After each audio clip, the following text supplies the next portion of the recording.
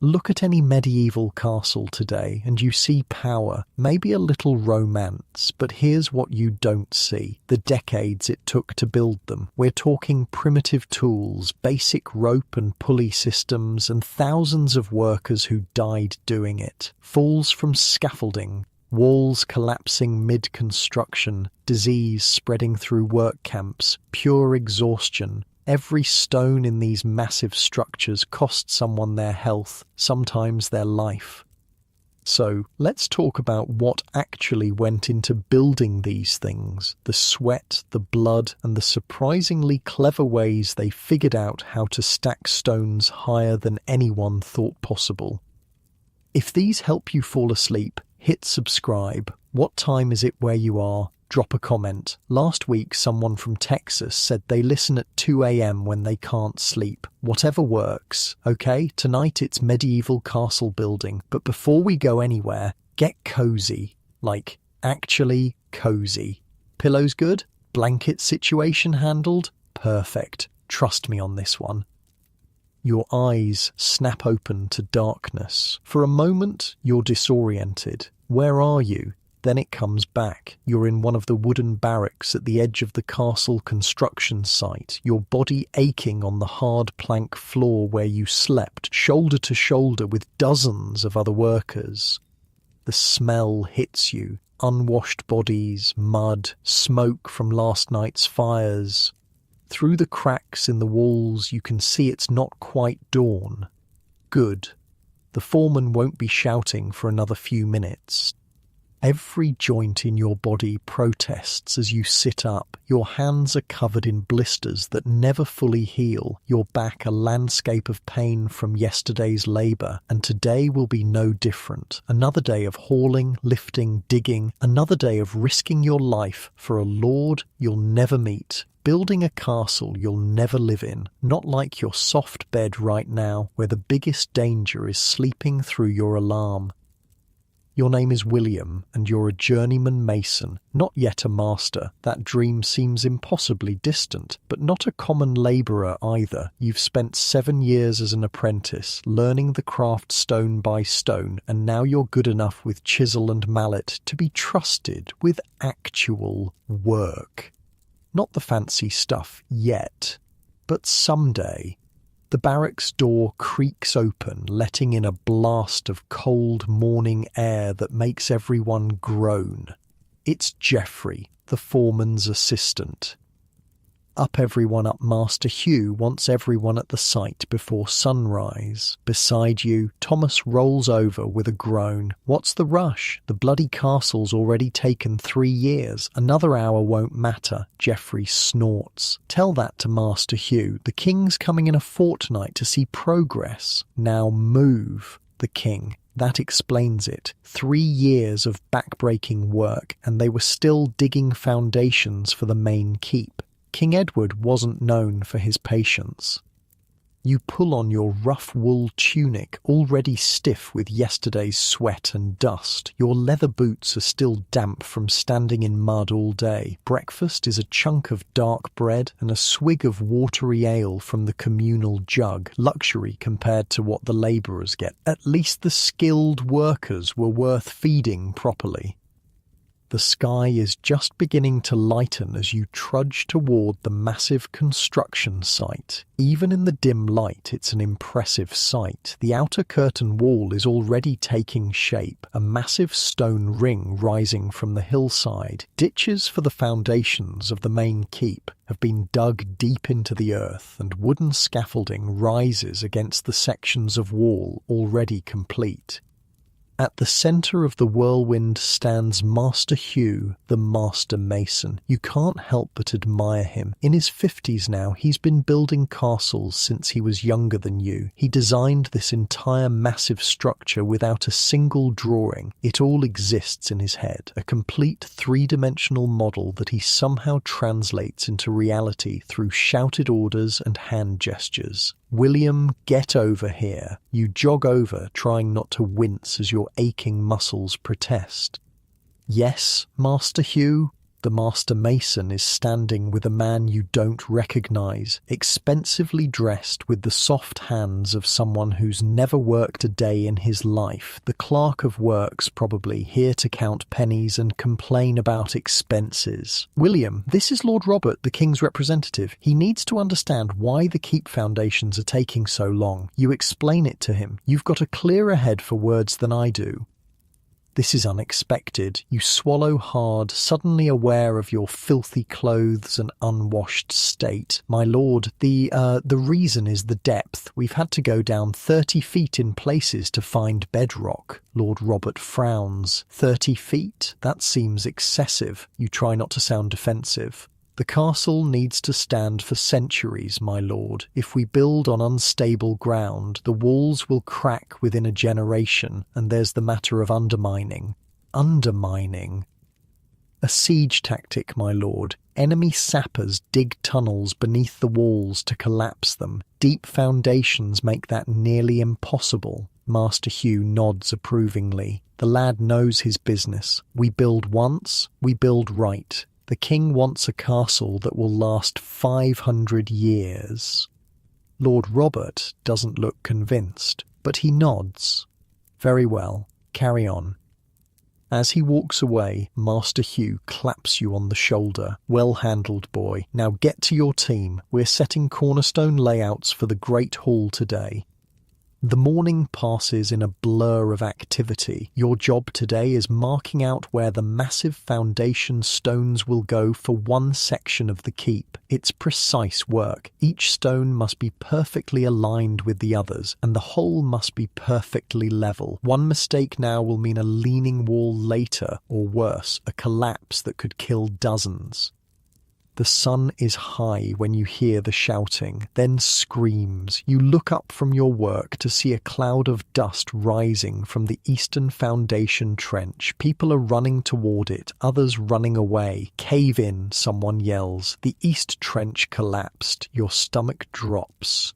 You were working in that trench yesterday. It had seemed solid enough, but with the recent rains...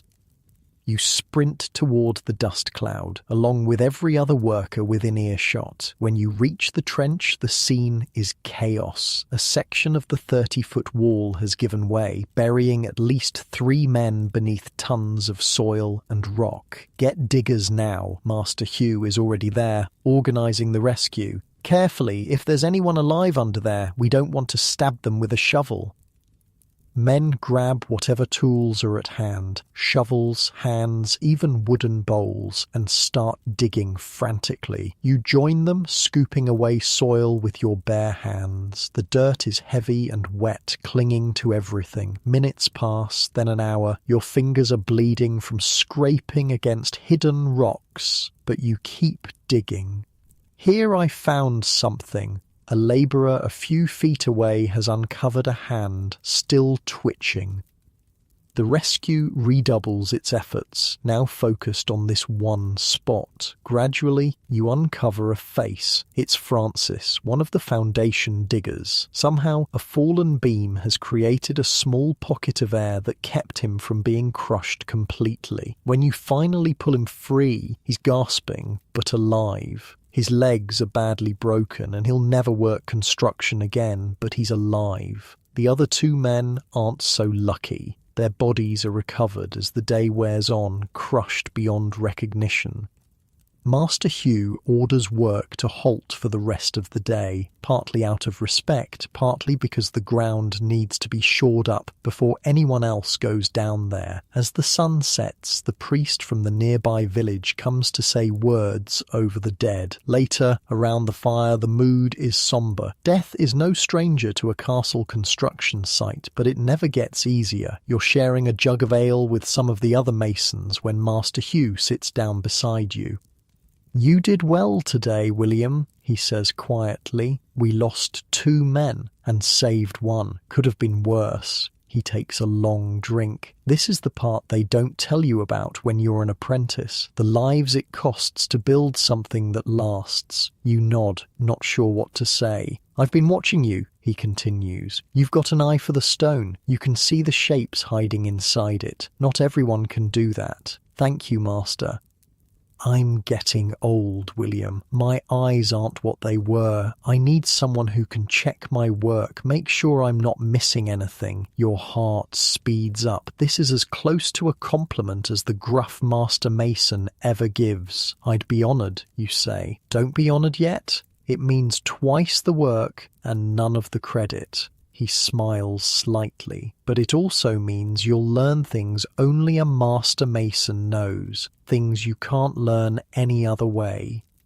As Master Hugh walks away, you stare into the fire, thinking, today you've seen both the cost and the opportunity of this life you've chosen. 2 men died today, their names soon to be forgotten, while the castle they helped build might stand for 1,000 years.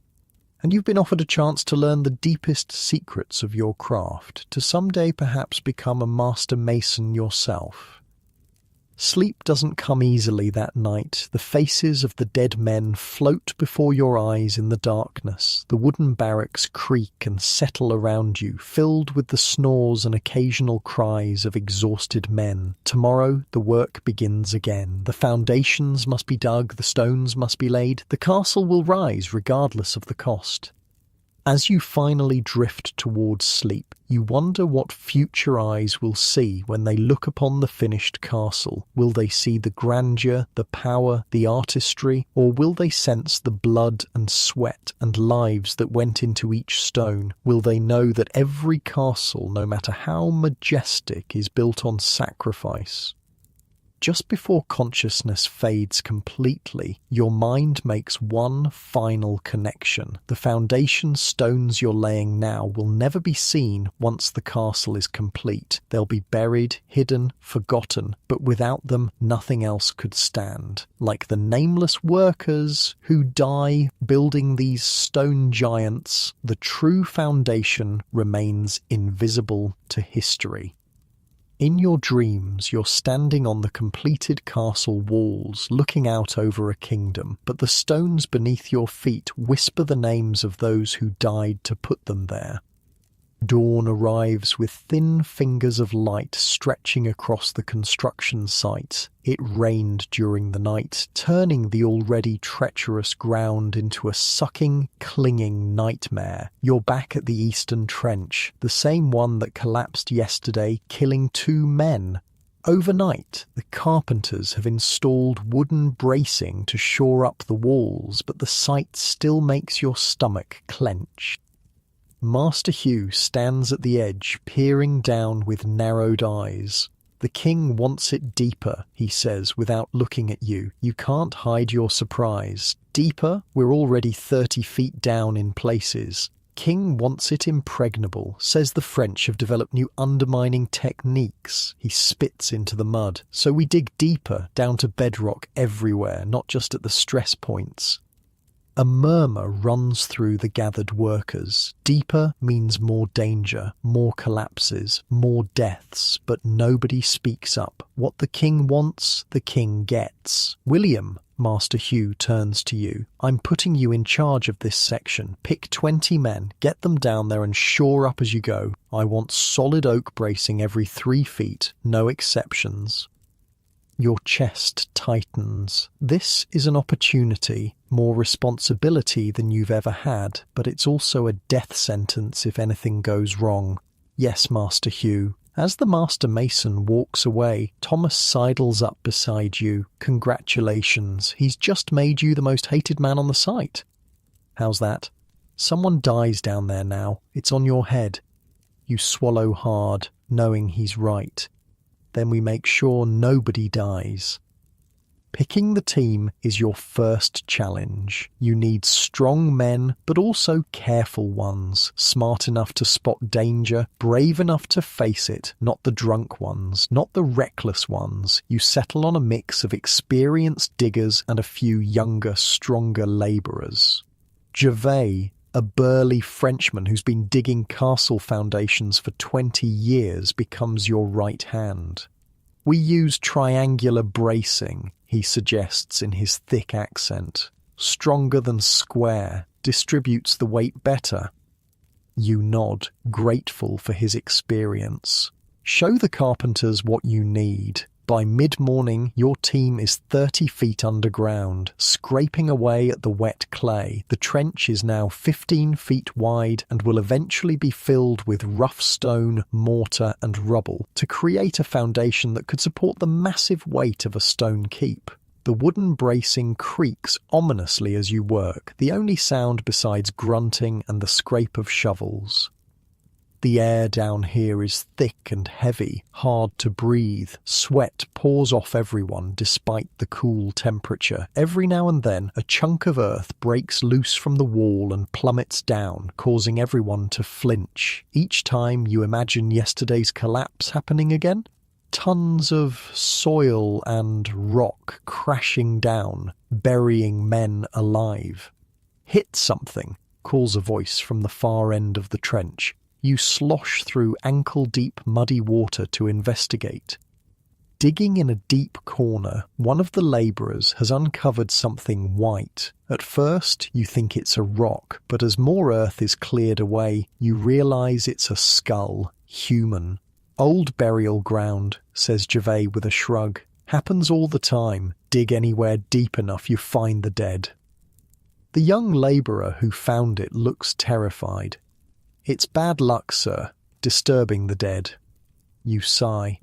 "It's just old bones, probably ancient Britons or Romans. They're long past caring." But the mood has changed. The men work more slowly, glancing nervously at the skull that now sits on a ledge of earth. More bones emerge as they dig, a ribcage, a femur, the small bones of a hand. You try to ignore the growing unease. "Look," shouts someone, "there's something with them." You peer into the freshly exposed soil. Something green glints among the bones. You reach in and pull it free, a corroded copper armband crusted with verdigris but clearly ancient and valuable. The labourer who spotted it licks his lips. "We could sell that, split it." You consider it for just a moment. The copper band would fetch enough to feed a family for a month, but then you pocket it.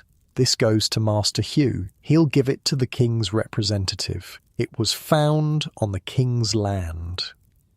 Disappointed mutterings follow you as you climb out of the trench at midday. The men had hoped for a small fortune. Instead, they get to keep digging through mud and bones for the same meagre wages. Master Hugh examines the armband with interest. Roman, most likely. Good quality. He looks at you with approval. Most site bosses would have pocketed this. You shrug. Wouldn't be right. No, it wouldn't.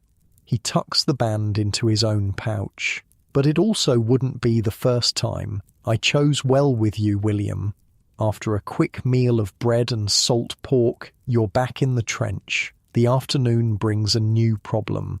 Groundwater. As the digging reaches deeper, water begins to seep in faster than it can be removed. By mid-afternoon, you're standing knee-deep in muddy, icy water. "We need to get this water out or we can't dig deeper," you tell Gervais. The Frenchman nods grimly. "Need a chain of men with buckets. 10, at least." You organise a line of labourers stretching from the bottom of the trench to the top, each passing a leather bucket to the next man up. It's back-breaking work, with each full bucket weighing as much as a small child. The water is so cold it makes your legs ache, then go numb. "Oh, sir, look at the bracing." One of the younger workers points to a wooden support. The constant water is undermining it, washing away the soil around its base. As you watch, it shifts slightly, groaning. "Everyone out," you shout. "Now move." The men don't need to be told twice. They scramble toward the rough ladders at either end of the trench. You stay behind, watching the bracing, calculating. If it gives way, it could trigger another collapse like yesterday's. All your work would be lost and you'd have to start over. "I can shore it up," Gervais says suddenly beside you. "Hold it while I hammer in a support post." It's dangerous. Too dangerous. But you see his logic. A few minutes' work now could save days of redigging. "All right, quick as you can." Gervais wades to the failing brace while you brace your shoulder against the main beam, taking the weight. The wood creaks alarmingly as Gervais works, hammering a new support post into the muddy bottom of the trench. "Almost," he grunts. Then you feel it, a shudder running through the wood. A deep, groaning sound comes from all around you. Gervais, leave it now. But the Frenchman takes one more swing with his hammer. Got it. You both turn and sprint for the ladder. Behind you, the repaired bracing holds, but another section gives way with a splintering crack. A section of the trench wall collapses, sending a wave of mud and water after you. The water hits you from behind, knocking you forward. You grab the ladder and haul yourself up as fast as you can, the weight of the water dragging at your clothes. Gervais is right behind you. Just as your head clears the top of the trench, you hear Gervais cry out. Looking back, you see he's stuck, his foot caught between two rungs of the ladder as the water rises rapidly around him. Without thinking, you plunge your upper body back into the trench, grabbing Gervais by his tunic. With one desperate heave, you pull him free just as the ladder tears away from the wall. Together, you roll onto solid ground as water and mud fountain up from the trench behind you. For a moment, you both just lie there, gasping. Then Gervais starts laughing, a high, wild sound of pure relief. "You owe me an ale," you mutter. "I owe you my life," he replies, suddenly serious. "No man has ever pulled me from death before. You're saved from responding by the arrival of Master Hugh, face thunderous. What happened?" You explain about the bracing and the water. To your surprise, he doesn't shout. He just looks tired. "How much did we lose?" "The eastern third is gone. The rest is still solid. We can recover." He nods slowly. "Not today. Get everyone out. We'll pump it overnight and start fresh tomorrow." As the day ends and the workers trudge back toward the barracks, you find yourself walking beside Master Hugh. "Every day we dig deeper. The danger gets worse," you say carefully.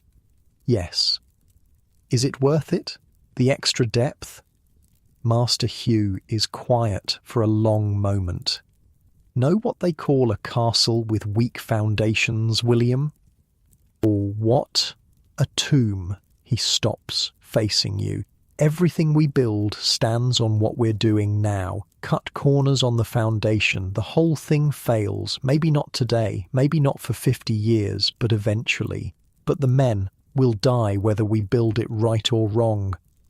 At least this way. Their deaths mean something." He sighs heavily. "The strongest part of any castle is the part no one ever sees, lad. Remember that. That night you dream of water and mud and crushing weight. You dream of men buried alive, screaming silently beneath the earth. You dream of a castle rising, magnificent and terrible, over a foundation of bones. Morning brings fog so thick you can barely see 10 feet ahead. The trench is a disaster, half filled with water and collapsed soil. But to your surprise, Master Hugh isn't at the site. Instead, he's called you to the drawing lodge, the small wooden building where he works out his designs.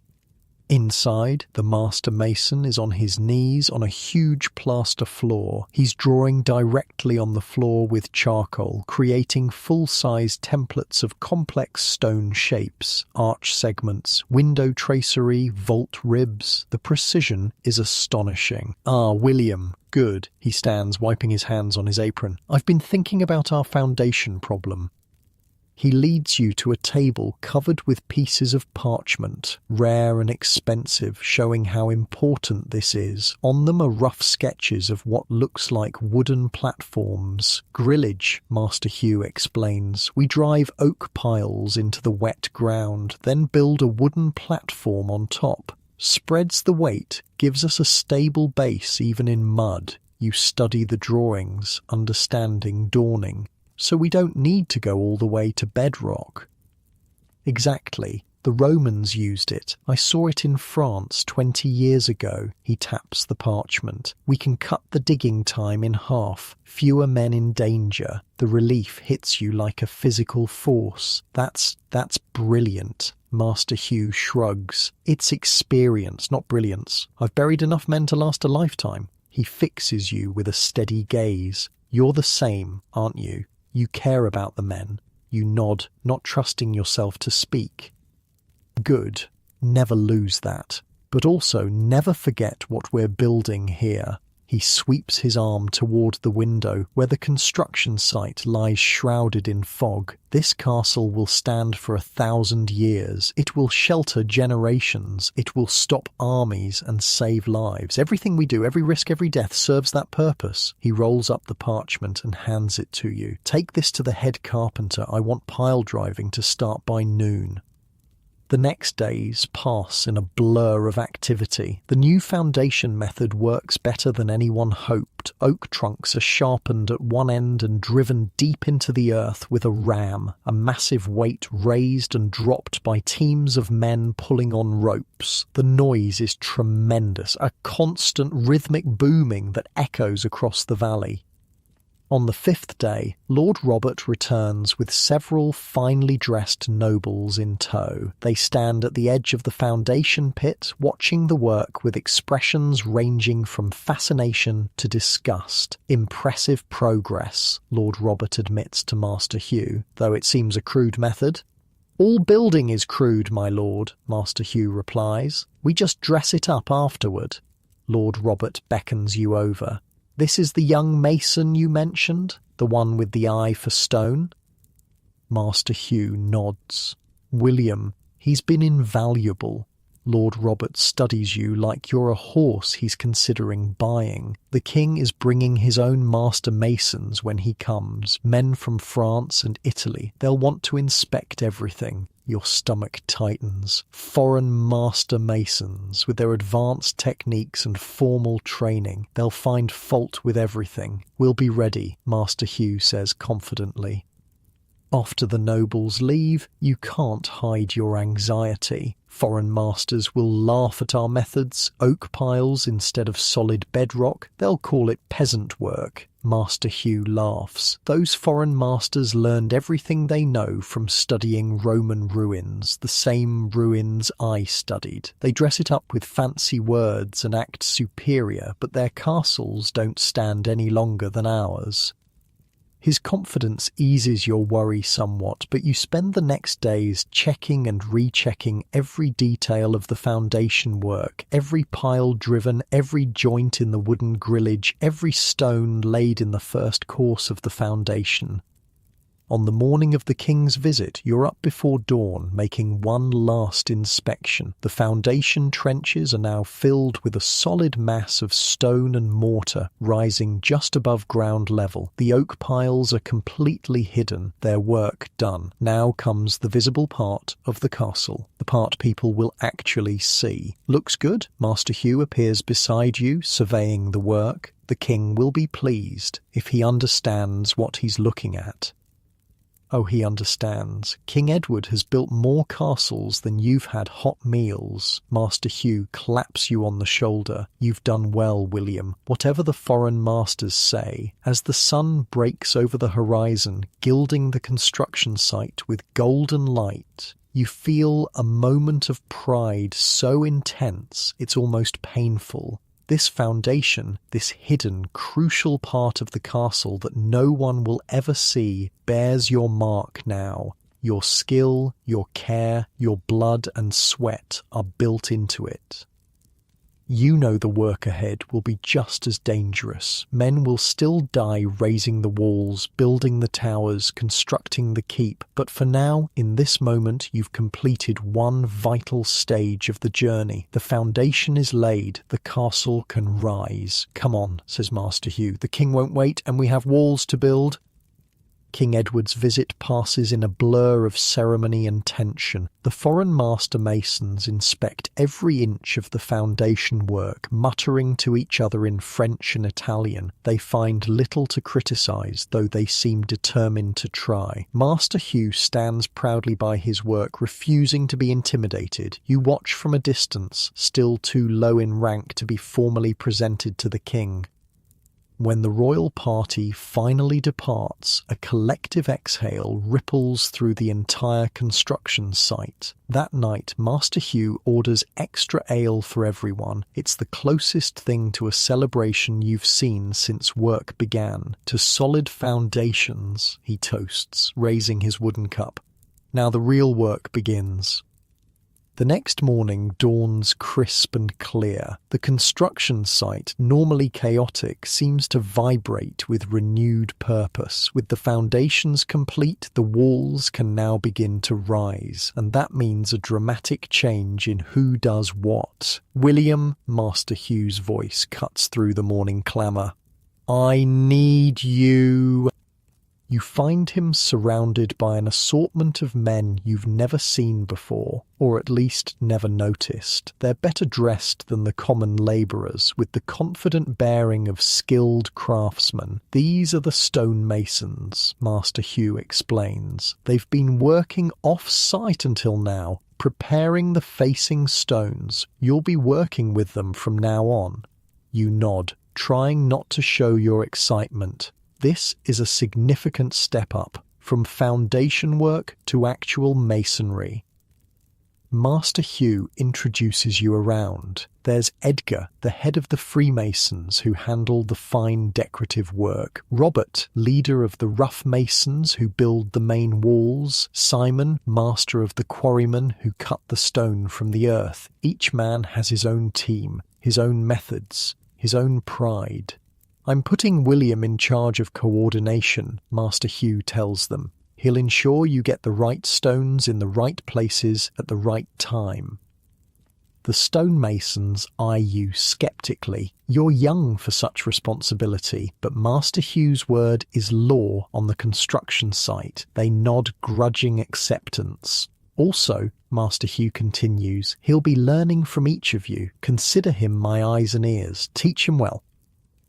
With that simple statement, Master Hugh has both elevated you and made you a target. You're now caught between the world of the common workers and the elite craftsmen. Neither will fully trust you. As the morning progresses, you begin to understand the immense complexity of the workforce. The castle construction isn't just a job site, it's an entire society, rigidly hierarchical and intensely specialised. At the very bottom are the unskilled labourers, mostly local peasants doing their required service for the Lord.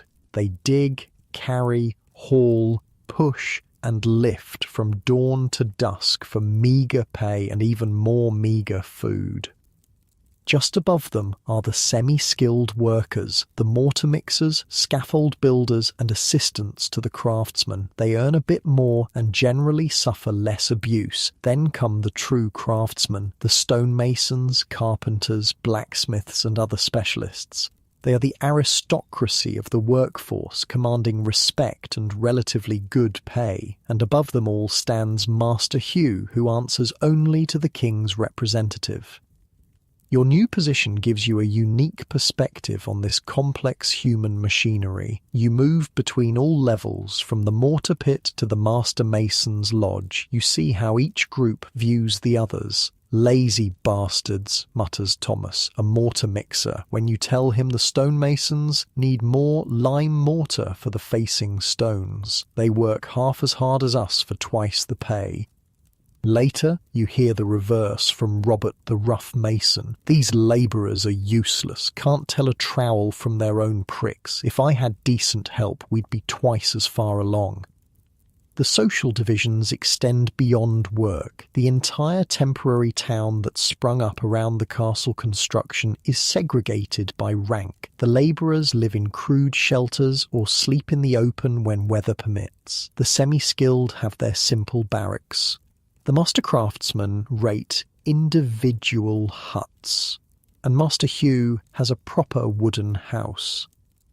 Mealtimes reinforce these divisions. The labourers eat gruel and the occasional piece of salt pork. The craftsmen get bread, cheese and meat. Master Hugh dines on fresh game and fish when available. Even the ale is different quality for different ranks.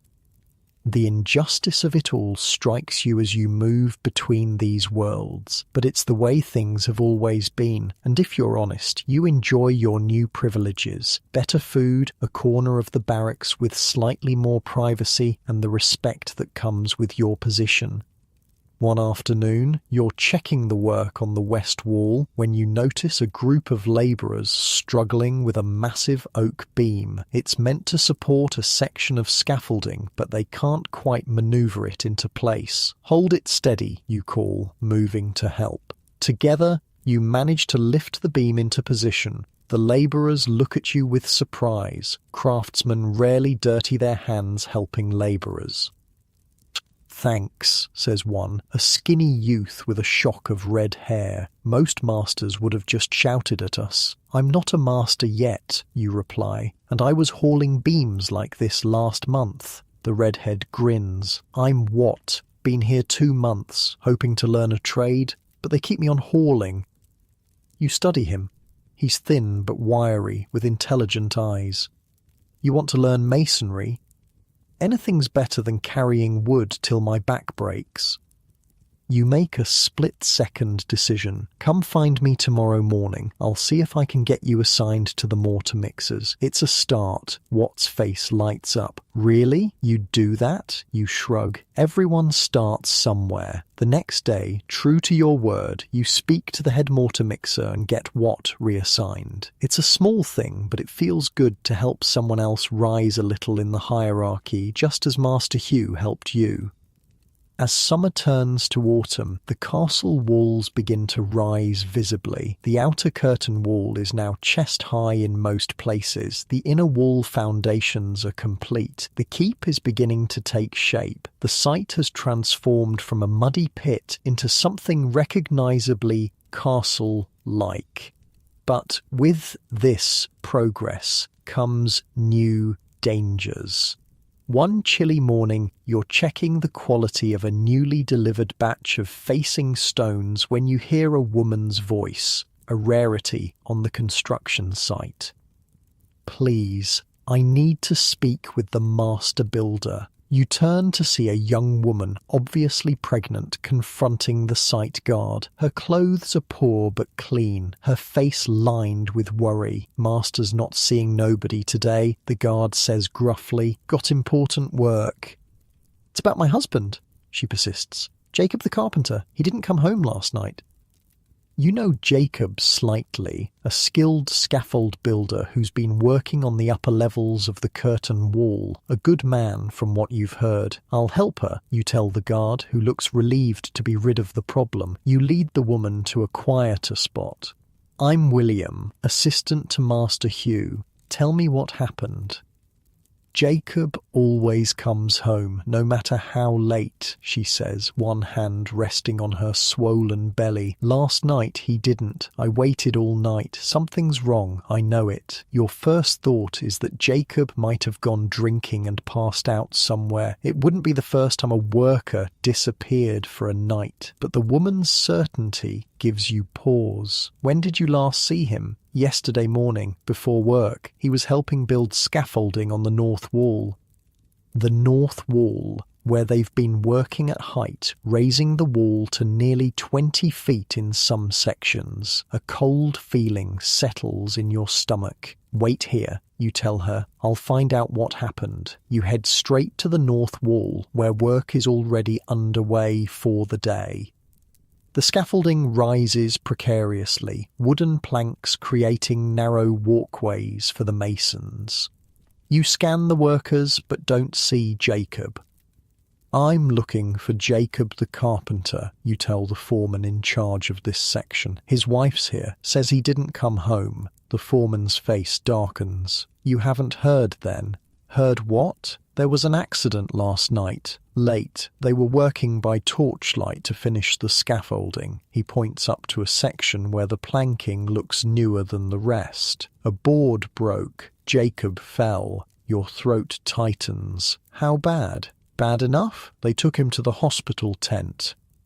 You thank him and hurry to the hospital tent, a large canvas structure on the eastern edge of the site. Inside, it smells of blood, sweat, and herbal remedies. Several pallets line the ground, most occupied by injured workers. Brother Thomas, a monk from the nearby monastery, who serves as the site's physician, is tending to a man with a bandaged arm. You wait impatiently for him to finish.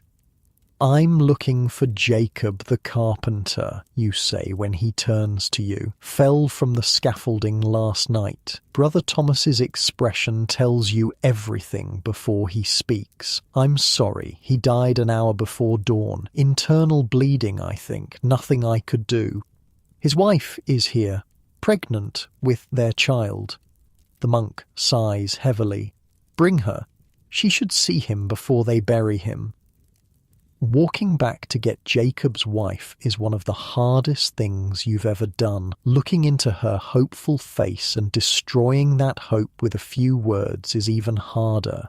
I'm sorry, you say. There was an accident. Jacob fell from the scaffolding. He didn't survive.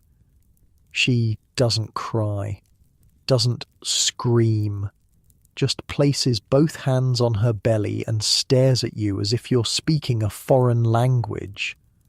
No, she says finally. No, you're mistaken. Not Jacob. He's careful, always careful.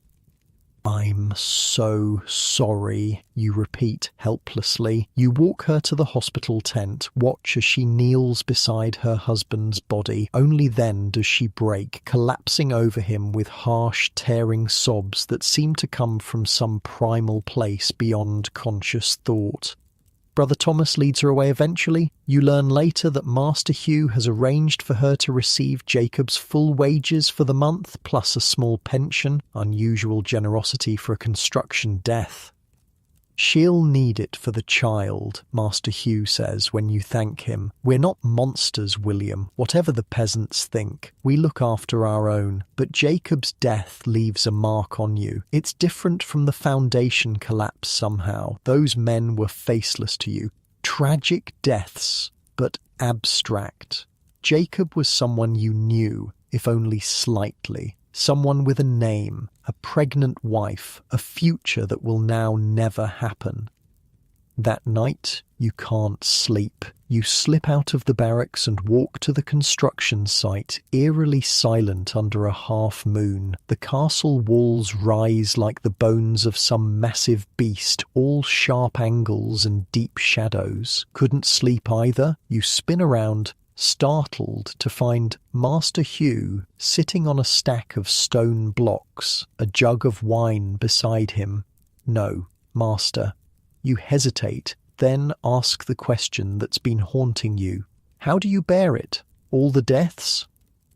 Master Hugh takes a long drink before answering. I remember the purpose. This castle isn't just for the king's vanity. It will protect this entire region for centuries. The deaths now save countless lives later. Does that really help? Some days. He offers you the wine jug. Other days I just drink until I can't see their faces anymore. You take a swallow of the wine, better quality than you've ever tasted.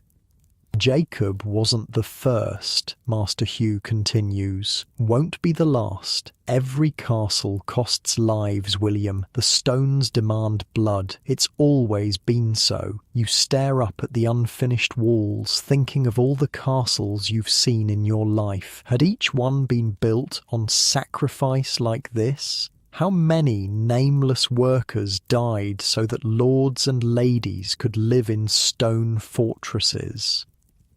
I keep a list, Master Hugh says quietly. Every man who dies under my command, their names, how they died, someone should remember them. This surprises you. Master Hugh has always seemed pragmatic to the point of coldness. The revelation of this private ritual of remembrance shows a different side of the man. I'd like to see it someday, you say. The list. If you stay in this trade, you'll start your own soon enough. He reclaims the wine jug. Now go get some sleep. Tomorrow we start on the gatehouse foundations, and I need you clear-headed.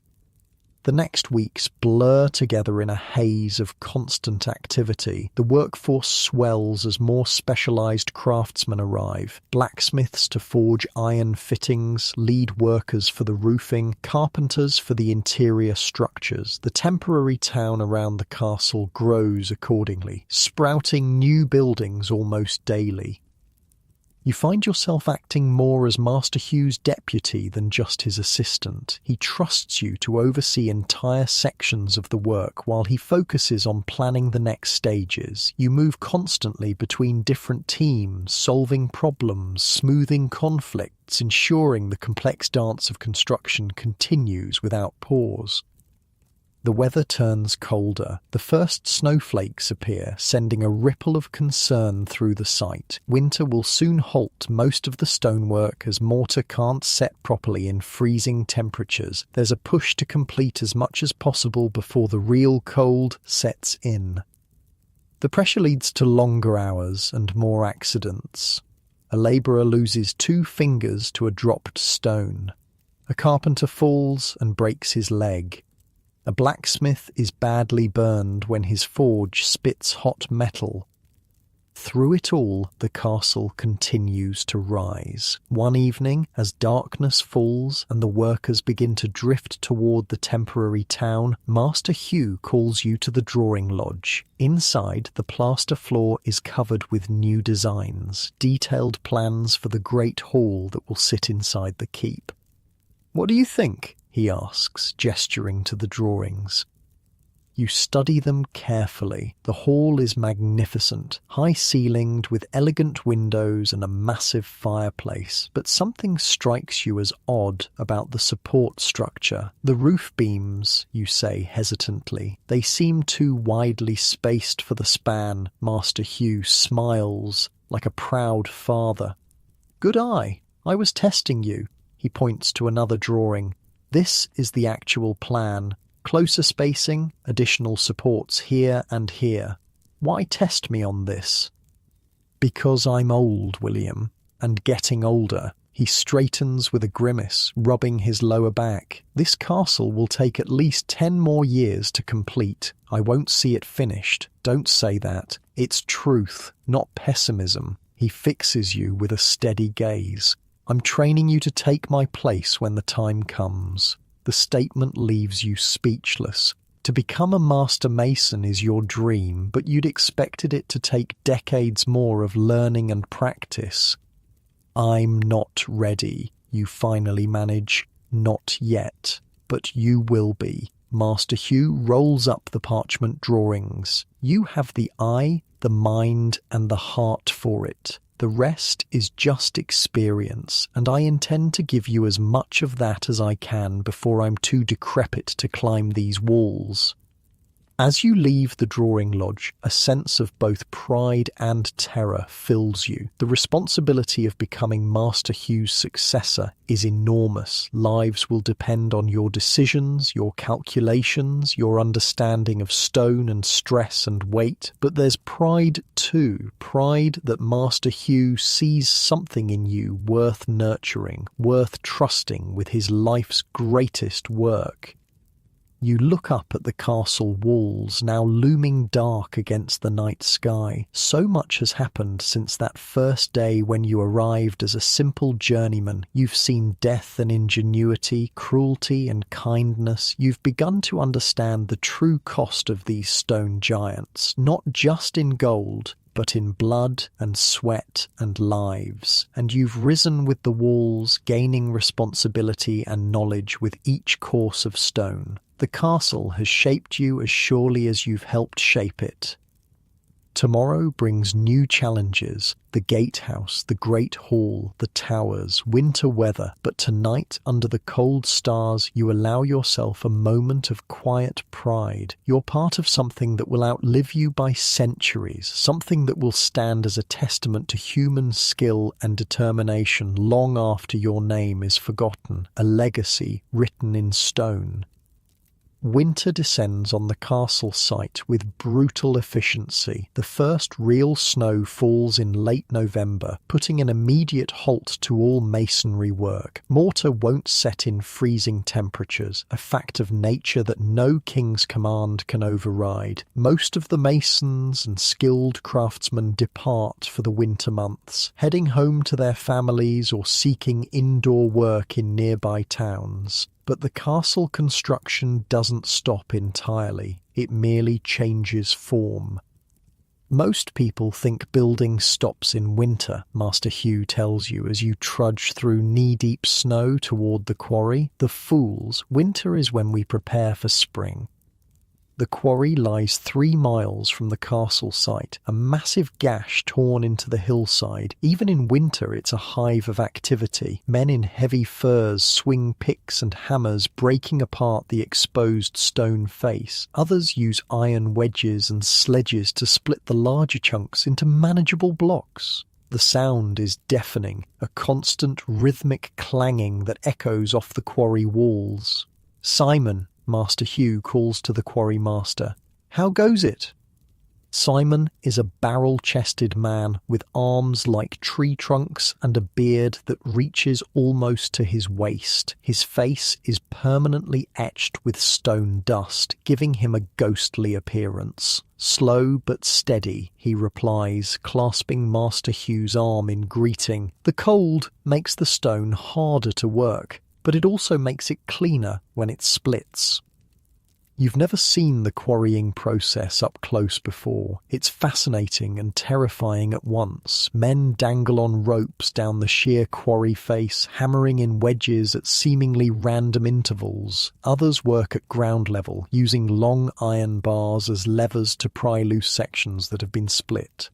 "We're looking at the spring requirements," Master Hugh tells Simon. "The king wants the curtain wall completed by summer's end."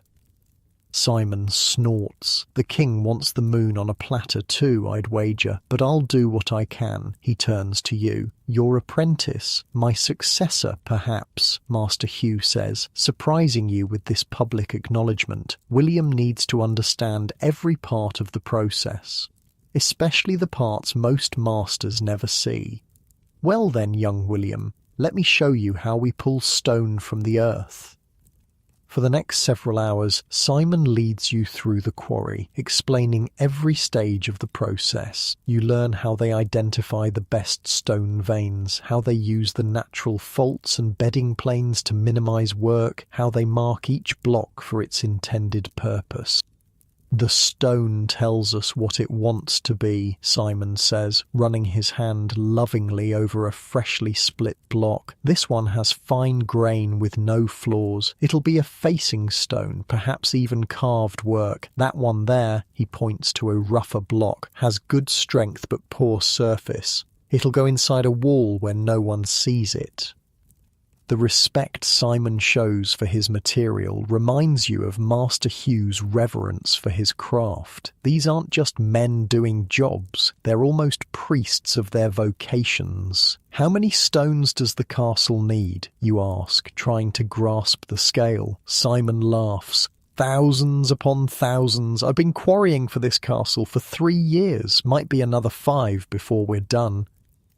The magnitude of the operation staggers you. Each block must be cut, shaped, transported and placed. Each one represents hours of back-breaking labour, and there are thousands. "The real challenge isn't cutting the stone," Simon continues as you watch a team of men load a massive block onto a wooden sledge. It's getting it to the site. As if to demonstrate his point, 8 oxen are now being hitched to the sledge. The block on it must weigh several tons. "In summer, we use the river when we can," Simon explains. "Barges can carry 10 times what a wagon can, but the river's too low now and often frozen, so it's sledges and oxen all winter." You follow the ox team as they begin the slow journey back toward the castle site.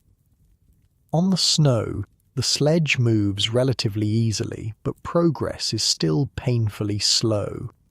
The oxen strain against their harnesses, breath steaming in the cold air as they drag their massive burden inch by inch. The teamster walks alongside, occasionally cracking a whip over the oxen's backs, but mostly coaxing them with a steady stream of encouragement. Good beasts are worth more than good men on a job like this, the teamster tells you when you fall into step beside him. A man might work hard for a day or two, then slack off. An ox pulls with everything it's got until it drops dead. You watch the massive animals, their muscles rippling beneath shaggy winter coats, and silently agree no human could match their raw power and endurance. The journey back to the castle takes most of the day, though the distance is short. When you finally arrive, the sun is already setting, casting long shadows across the snow-covered construction site. "Where does the stone go now?" you ask the teamster. "To the mason's lodge for now." He nods toward a large wooden structure near the edge of the site. They'll work it all winter, shaping it so it's ready for spring. Inside the mason's lodge, it's surprisingly warm. Several braziers burn steadily, their smoke escaping through a hole in the roof. A dozen or so masons who've stayed through the winter are at work, chisels ringing against stone as they shape rough blocks into precisely dimensioned pieces. Master Hugh leads you around, explaining the process. Each stone must be cut to exact measurements. The facing stones need smooth surfaces. The arch segments need perfect angles. Nothing can be rushed. You watch one mason working on what appears to be part of a window embrasure. His chisel moves with astonishing precision, each tap removing exactly the amount of stone needed, no more, no less. It will take him days to finish this one piece. "This is why winter is so valuable," Master Hugh says. "Without the pressure to build, we can focus on getting each piece exactly right." That night, you dine with Master Hugh in his house, a rare privilege. His winter quarters are humble but comfortable, with a good hearth and actual glass in the windows. His table is set with pewter plates rather than wooden trenchers, and the food is several steps above what's served in the workers' barracks. Over a surprisingly good venison stew, Master Hugh explains the next day's agenda. "We'll visit the lime kilns tomorrow. You need to understand mortar production if you're ever to become a master." "Is that what you did as an apprentice? Learn every aspect of the work?" Master Hugh chuckles. "Not formally, no. I learned by doing, by failing, by watching. There was no master generous enough to show me the entire process." He takes a drink of wine.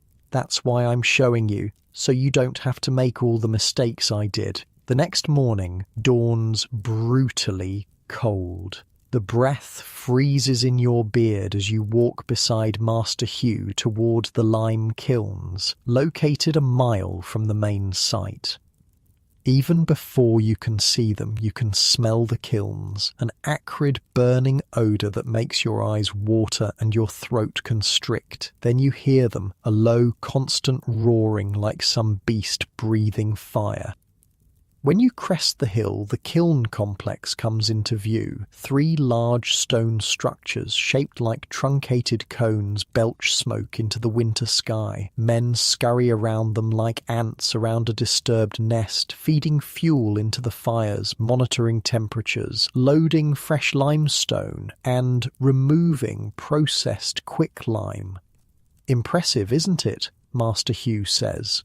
"Those kilns have been burning continuously for 2 years. They'll keep burning until the castle is complete." The heat radiating from the kilns is incredible. As you approach, the biting cold of the winter morning gives way to an almost summer-like warmth. The workers strip to their tunics despite the snow all around them. The kiln master is a thin, weathered man named Edwin, with permanently reddened eyes from the smoke and lime dust. He greets Master Hugh with obvious respect. "Come to check on your mortar supply?" he asks. And to educate my assistant, Master Hugh replies, William needs to understand the full process. Edwin nods and beckons you closer to one of the kilns. The heat becomes almost unbearable. Simple enough in theory, Edwin shouts over the roar of the fire. We layer limestone and fuel, wood or coal inside the kiln, fire it hot enough and the limestone changes, drives off something inside it. What's left is quicklime. You peer cautiously into the kiln's opening. Inside, it glows orange-white with heat. Men are adding more fuel, their faces shiny with sweat, their movements quick and precise. A mistake here could mean horrible burns. The trick is the temperature, Edwin continues. Too cool, the limestone doesn't convert fully. Too hot, it becomes useless. We need to keep it between 800 and 900 degrees, day and night, without instruments. How do you know the temperature, you ask? Edwin grins, revealing several missing teeth. By colour, by sound, by smell. After 20 years, your body knows, even if your mind doesn't. He leads you to where the processed quicklime is being unloaded from another kiln. Men with long iron tools pull out what look like white-hot rocks, dropping them into metal containers. Dangerous stuff, quicklime, Edwin warns. It burns flesh worse than fire if it's fresh from the kiln. Even after it cools, it can blind you if it gets in your eyes. And when water hits it, he makes an explosive gesture with his hands. Violent reaction, heats up enough to boil water or set wood alight.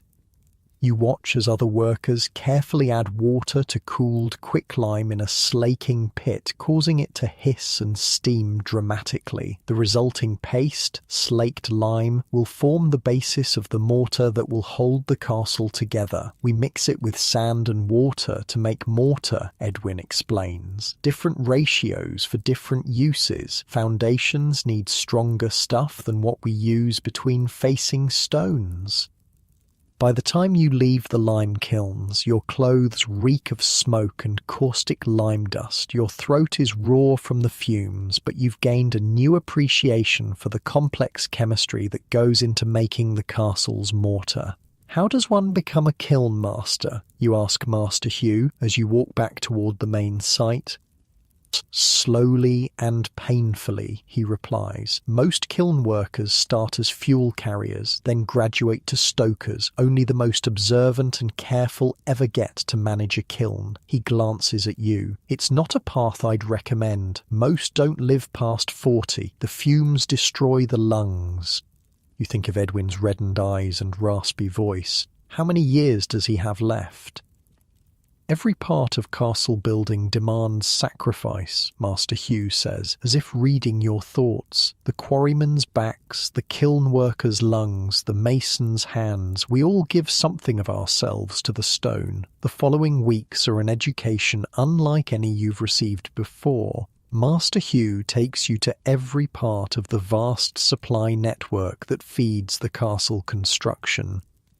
You visit the carpenter's yard where massive oak trunks are split and shaped into beams, braces, scaffolding and crane parts. The head carpenter shows you how they select trees for different purposes. Straight, tall oaks for main beams, curved pieces for braces, flexible woods for certain specialized tools.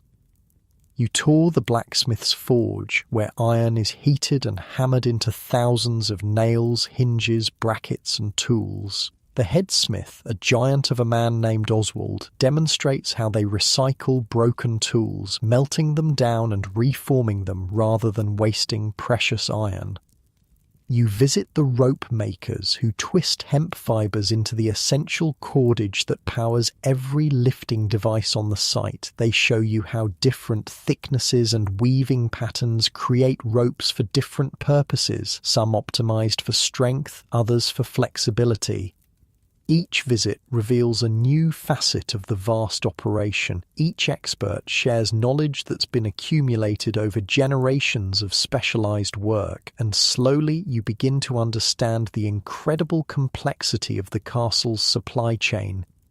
One snowy afternoon, you're summoned to an unfamiliar building near Master Hugh's house. Inside, you find an orderly space filled with tables covered in parchments, abacuses, and writing implements. A thin, precise-looking man sits at the central table, hunched over a large ledger. "William, meet Master Philip," Master Hugh says, "the clerk of works." The thin man looks up, regarding you with shrewd eyes. "So this is your protégé?" William has been learning the physical aspects of castle building, Master Hugh explains. Now he needs to understand the administrative side. Master Philip gestures to a stool. Sit, watch, learn, but touch nothing. For the next several hours, you observe as Master Philip manages the lifeblood of the castle construction, money. He receives reports from foremen, allocates funds for materials, authorises payments to workers, and maintains meticulous records of every penny spent. "The king provides the funds," Master Philip explains without looking up from his ledger, "but I decide how they're used. Master Hugh tells me what he needs. I determine if we can afford it." You begin to understand the power this unassuming man wields. Without his approval, no stone moves, no mortar mixes, no wall rises. "How much has the castle cost so far?" you ask. Master Philip glances at Master Hugh, who nods permission. As of yesterday's accounting, £16,427, 9 shillings and 4 pence. He says this without consulting any record, the figure apparently memorised. The sum is so vast you can barely comprehend it. It's more money than you'd see in 100 lifetimes as a mason. "And we're perhaps 1/3 complete," Master Philip adds, "though the most expensive parts, the interior finishing, the lead roofing, the glazing, are yet to come." Later, walking back to the barracks through gently falling snow, you ask Master Hugh, "Is it worth it, all that money for one building?" Master Hugh is quiet for a long moment. "That's not for me to judge. The king believes it necessary. But consider this, that money employs thousands, feeds families, supports entire communities. The castle is as much about that as it is about defence or royal prestige." It's a perspective you hadn't considered. The castle isn't just consuming resources, it's also distributing them, creating a temporary economy that benefits far more people than just the eventual inhabitants. As winter deepens, your education continues. You learn about the logistics of feeding hundreds of workers, the challenges of maintaining discipline in the winter camp, the complex relationships between the castle construction and the surrounding communities. You watch Master Hugh balance competing demands, speed versus quality, cost versus durability, the king's wishes versus physical reality. Every decision requires weighing multiple factors, often with incomplete information. On the winter solstice, the shortest day of the year, work halts for a rare holiday. Even the lime kilns bank their fires. Workers who've remained through the winter gather for a feast, modest by noble standards but lavish compared to normal fare. Ale flows freely. Music and singing continue late into the night. You find yourself sitting with Watt, the former labourer you helped promote to mortar mixer months ago. He's done well, rising to become an assistant to the head mortar maker. "Never thought I'd make it this far," he tells you, cheeks flushed with ale and firelight. "Figured I'd die a labourer like my father." "You've got a good eye for consistency," you reply. "That's rare. All thanks to you giving me a chance." He raises his cup. "To moving up in the world." You clink cups and drink, wondering where Watt might end up. Perhaps someday he'll be a master in his own right. As the festivities wind down, you notice Master Hugh sitting alone, staring into the bonfire. You join him, saying nothing, just sharing the moment of quiet amidst the celebration. "I won't see another winter here," he says finally. You look at him sharply. "What do you mean?" "My bones ache, William." Every morning it gets harder to rise. My eyes aren't what they were. He takes a drink. The king has agreed I can retire after the spring laying season. Someone else will finish the castle. The news hits you like a physical blow, but there's so much left to do. The keep, the great hall, the inner gates, all designed already. He taps his temple. All here and all on parchment now too. The next master will have the plans. Who will it be? The next master? Master Hugh looks at you directly. That depends on you. The coming season is your test. If you're ready by summer, I'll recommend you to the king. You stare at him in disbelief. Me? But I'm not even a master mason yet.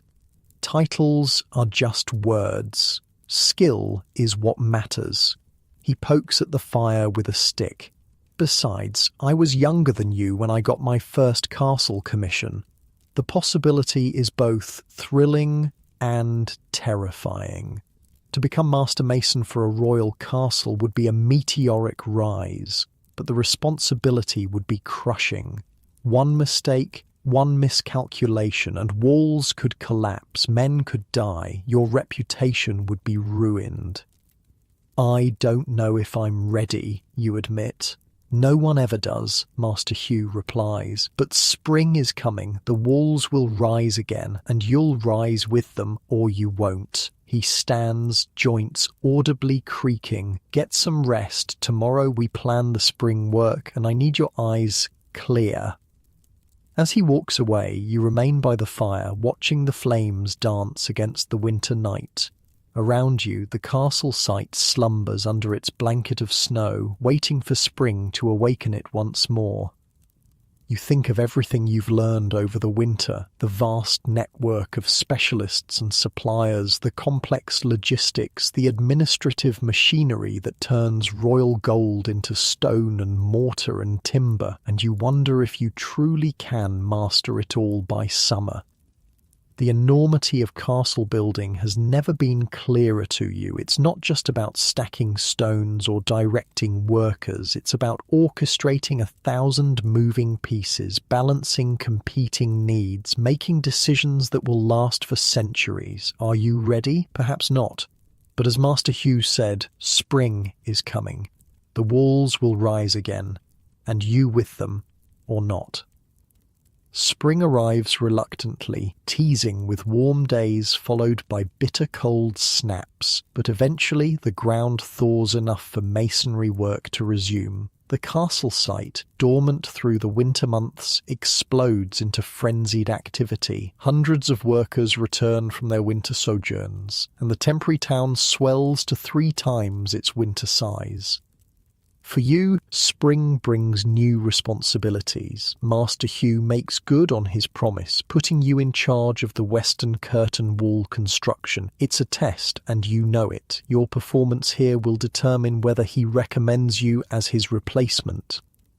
The first major task is erecting the scaffolding that will allow masons to work on the higher sections of wall. The existing wall stands about 12 feet high, but the plans call for it to rise another 20 feet before the battlements are added. Scaffolding kills more men than anything else on a castle site, Master Hugh warns you. One weak joint, one rotten board, one missing rope, and men fall, and men who fall from height don't often survive. You take his warning to heart as you oversee the carpenter team assembling the scaffold structure. Every joint is checked twice, every rope is tested, every board is inspected for flaws. The scaffolding grows like a wooden skeleton against the stone wall, vertical posts sunk into the ground, horizontal beams lashed to them with hemp rope, wooden planks laid across the beams to create walkways, and most importantly, horizontal beams extending from the wall itself, their ends inserted into holes in the masonry called putlog holes.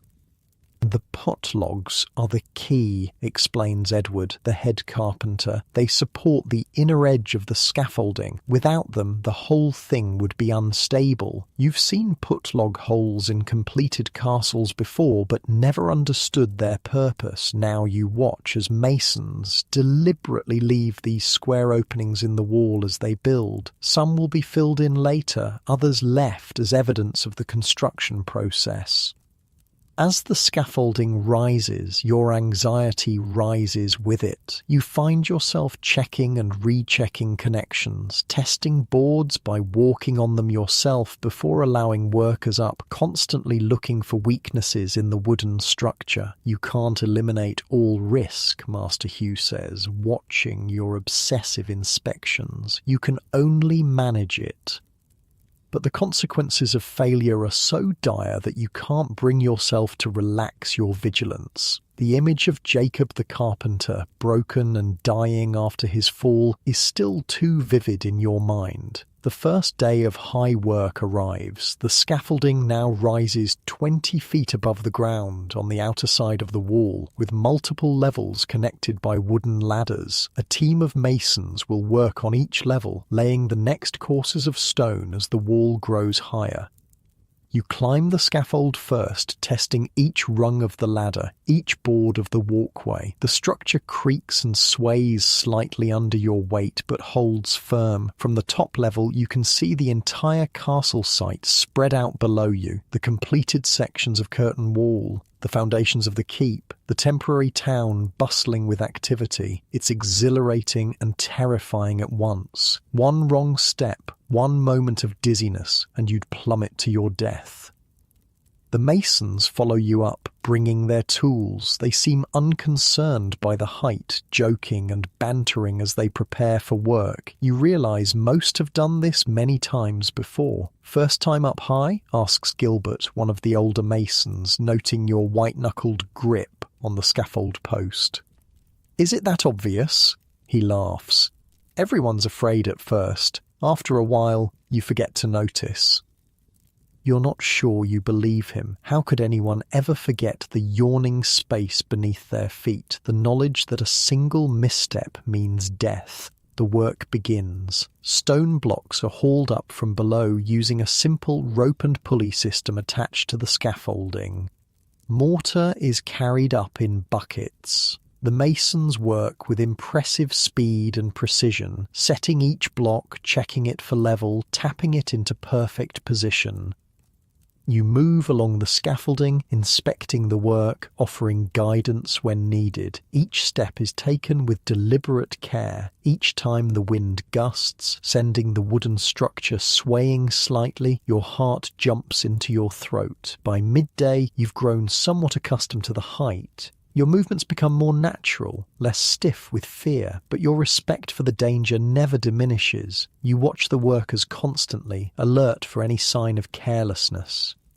For water, you call down to the ground crew. The day has grown hot and dehydration on the scaffolding is dangerous. Men who grow dizzy from thirst might lose their balance. Buckets of water are sent up and work pauses briefly as the men drink. You use the moment to check the scaffolding again, testing joints, examining ropes for wear. You worry too much, Gilbert tells you, wiping his mouth after a long drink. This scaffold is solid. I'd rather worry too much than mourn another dead man, you reply. Work resumes. The wall grows steadily, one course of stone at a time. Each new course requires the scaffolding to be adjusted, new putt logs inserted into fresh holes in the masonry, new planking laid.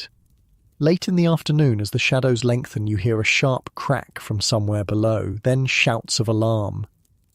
You rush to the inner edge of the scaffolding and look down. On the level below, a section of planking has broken. A mason hangs from the edge, clutching desperately at the broken board, his feet dangling over the 20-foot drop. Without thinking, you grab a coil of rope from nearby and toss one end to Gilbert. Hold this. Then you swing yourself down to the lower level, using the rope as a safety line. The mason hanging from the broken planking is young, barely more than an apprentice. His face is white with terror, his knuckles bloodless where they grip the splintered wood. "Hold still," you tell him, trying to keep your voice calm despite your pounding heart. "I'm going to pull you up." You stretch out flat on the intact section of planking and extend your arm toward him. "Grab my hand." He stares at you, frozen with fear. "Look at me, not down," you say firmly. "Grab my hand, now." Something in your tone penetrates his panic. He releases one hand from the broken board and reaches for you. Your fingers touch, slip, then lock together. "Got you," you grunt, using all your strength to pull him upward. For a moment you fear you're not strong enough. Then Gilbert is beside you, grabbing the boy's tunic, and together you haul him to safety. The three of you collapse on the scaffold, breathing hard. "Thank you," the young mason gasps. "I thought I was dead." You examine the broken plank. It had a hidden flaw, a knot in the wood that wasn't visible from above. The weight of the mason had been enough to snap it. "Who inspected this section?" you demand, anger replacing fear now that the danger has passed. I did," stammers the young mason. "I didn't see any flaws." You want to berate him for his carelessness, but the genuine terror in his face stops you. He's learned his lesson in the most visceral way possible. Instead, you order the entire scaffold level re-inspected and all planking replaced. When you finally climb down at day's end, your legs are shaking, as much from the aftermath of fear as from physical exertion. Master Hugh is waiting at the bottom. "I heard what happened," he says. "Quick thinking with the rope." You shrug, not trusting yourself to speak yet. "It was bound to happen," he continues. "There's always something that gets missed, some flaw that goes unnoticed. What matters is how you respond." "I'm replacing all the planking," you tell him. "Every board on every level. I don't care how long it takes." He nods approval. "Good. Expensive in time and materials, but cheap compared to men's lives." That night, you can't sleep. Every time you close your eyes, you see the young mason dangling over empty space, his life literally in your hands. You slip out of the barracks and walk to the construction site, drawn by some need to reassure yourself that the scaffolding still stands, that tomorrow's work can proceed safely. The castle is eerily beautiful under the full moon. The partially completed walls cast sharp shadows across the ground. The scaffolding rises like a strange wooden growth against the stone, its shadows forming a complex lattice. Couldn't sleep either. You turn to find Watt approaching, a clay jug in his hand. "No, too much on my mind." He offers you the jug. "Cider might help." You take a swallow. "It's good, tart and strong. Thanks." "Heard about the accident today," Watt says. "Could have been bad. Could have been a funeral." You agree grimly. "But it wasn't, because you were there." He takes the jug back, words spreading about how you handled it. The men are talking. Talking what? That maybe Master Hugh is right. Maybe you are ready to take his place.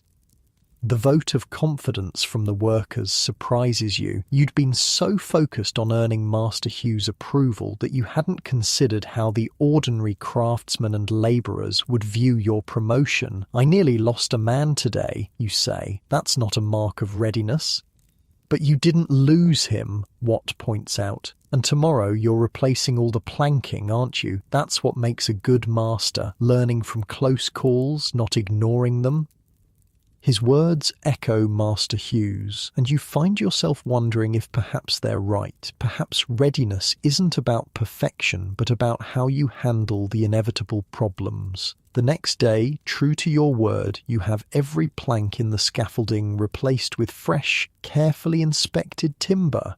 It costs a full day of work, drawing a disapproving visit from Master Philip, the Clerk of Works, who questions the expense. But you stand firm, backed by Master Hugh. As the wall continues to rise over the following weeks, the scaffolding rises with it. 25 feet, 30. Each new level brings new challenges and dangers. Wind becomes a serious concern. At 30 feet up, a strong gust can unbalance a worker or blow tools off the platform. You institute a rule.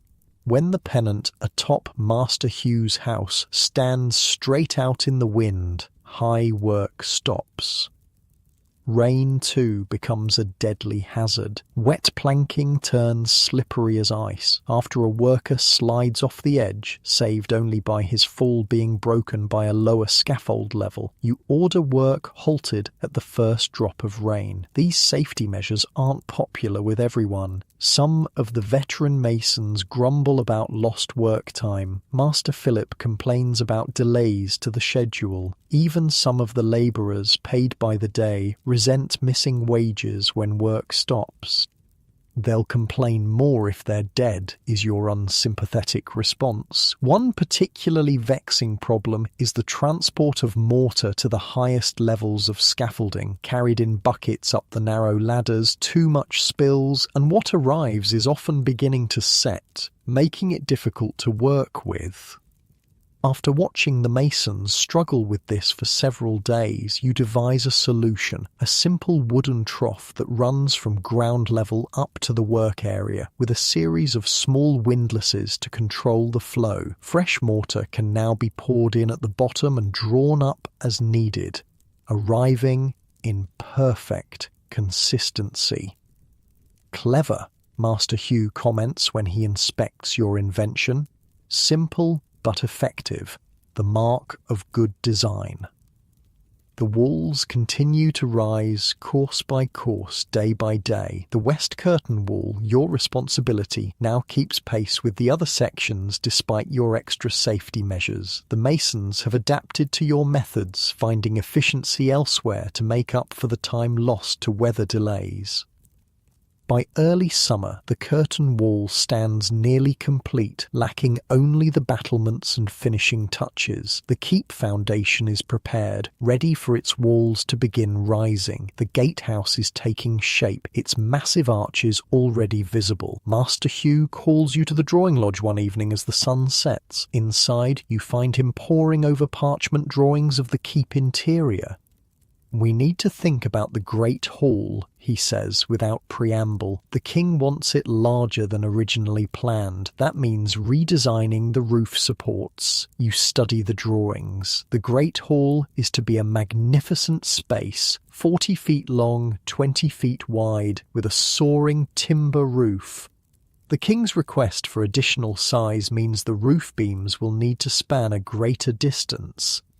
"We'll need thicker principal rafters," you say, tracing the roof structure on the parchment, "and additional collar beams here and here. Otherwise, the weight will push the walls outward over time." Master Hugh nods approval. "My thoughts exactly. Draw up the modifications. I'll review them tomorrow." It's another test, you realise. Master Hugh is gradually handing over more of his responsibilities to you, seeing if you can handle them. Later that night, by candlelight in the corner of the barracks you've claimed as your own, you carefully draw the modified roof design. Your training didn't include much formal drawing, but you've watched Master Hugh enough to understand the principles. Your lines are less confident than his, your proportions perhaps not as elegant, but the structural elements are sound. When you present the drawings to Master Hugh the next morning, he studies them in silence for what feels like an eternity. Finally, he looks up. The collar beam placement is good, the thicker rafters necessary, but you've overlooked something. He points to where the rafters meet the wall. "The wall plate needs reinforcement here, or the weight will crack the stonework." You study where he's pointing and immediately see he's right. In focusing on the roof structure itself, you've neglected its connection to the walls. "I've made a note," Master Hugh says, showing you his correction. "Otherwise, it's well done. The king will approve it." The mixture of praise and criticism is typical of Master Hugh. Just enough encouragement to keep you motivated, just enough correction to keep you humble. As summer progresses, your confidence grows along with your responsibilities. Master Hugh increasingly delegates decisions to you, stepping in only when absolutely necessary. The workers have grown accustomed to taking orders from you directly, seldom questioning your authority. The scaffolding, once a source of terror, has become merely another workplace hazard to be managed. You still inspect it rigorously, still enforce your safety rules without exception, but the fear that once gripped you has faded to a healthy respect. One blazing hot afternoon, as you're inspecting the nearly completed battlements atop the western curtain wall, you find Master Hugh already there, standing at the very edge, looking out over the surrounding countryside. "Beautiful view," he says as you join him. One forgets, working down in the dirt, what we're really creating here. Not just walls and towers, but a new landmark. This castle will define this landscape for centuries. From 30 feet up, you can see for miles in every direction. The castle site, once just a bare hill, has been transformed. The outer curtain wall forms a massive stone ring. Within it, the inner walls are taking shape, and the foundations of the keep rise from the centre like the beginnings of a stone mountain. It's magnificent, you agree, and it's not even half finished. No, but the hardest part is done. Master Hugh turns to face you. The foundations are solid, the curtain wall nearly complete. The rest is, he waves his hand, details. You laugh. Details that will take another 5 years. Perhaps. He gazes at you thoughtfully. But not my years. I've spoken with the king. He's agreed to my retirement at the end of this month, and to my recommendation for my replacement. Your heart beats faster. And you will be the new master mason if you accept. He holds up a hand to forestall your response. Think carefully before you answer. This is not just an honour, it's a burden. Every decision, every mistake, every triumph and tragedy from this point forward will be yours to bear. You look out over the vast construction site, thinking of all you've learned since that first day when you arrived as a simple journeyman. The foundation trenches, the scaffolding, the logistics and materials, the lives lost and saved. Master Hugh has shown you every aspect of castle building, preparing you for this moment. Are you ready? Perhaps not entirely, but whoever is. I accept, you say, your voice steadier than you feel. Master Hugh nods, satisfaction evident in his weathered face. Good, we'll inform the king together. He extends his hand. Congratulations, Master William. As you clasp his hand, you feel the weight of responsibility settling on your shoulders, heavier than any stone, more binding than any mortar. But there's pride too, and determination. The castle will rise, and now it will rise under your direction.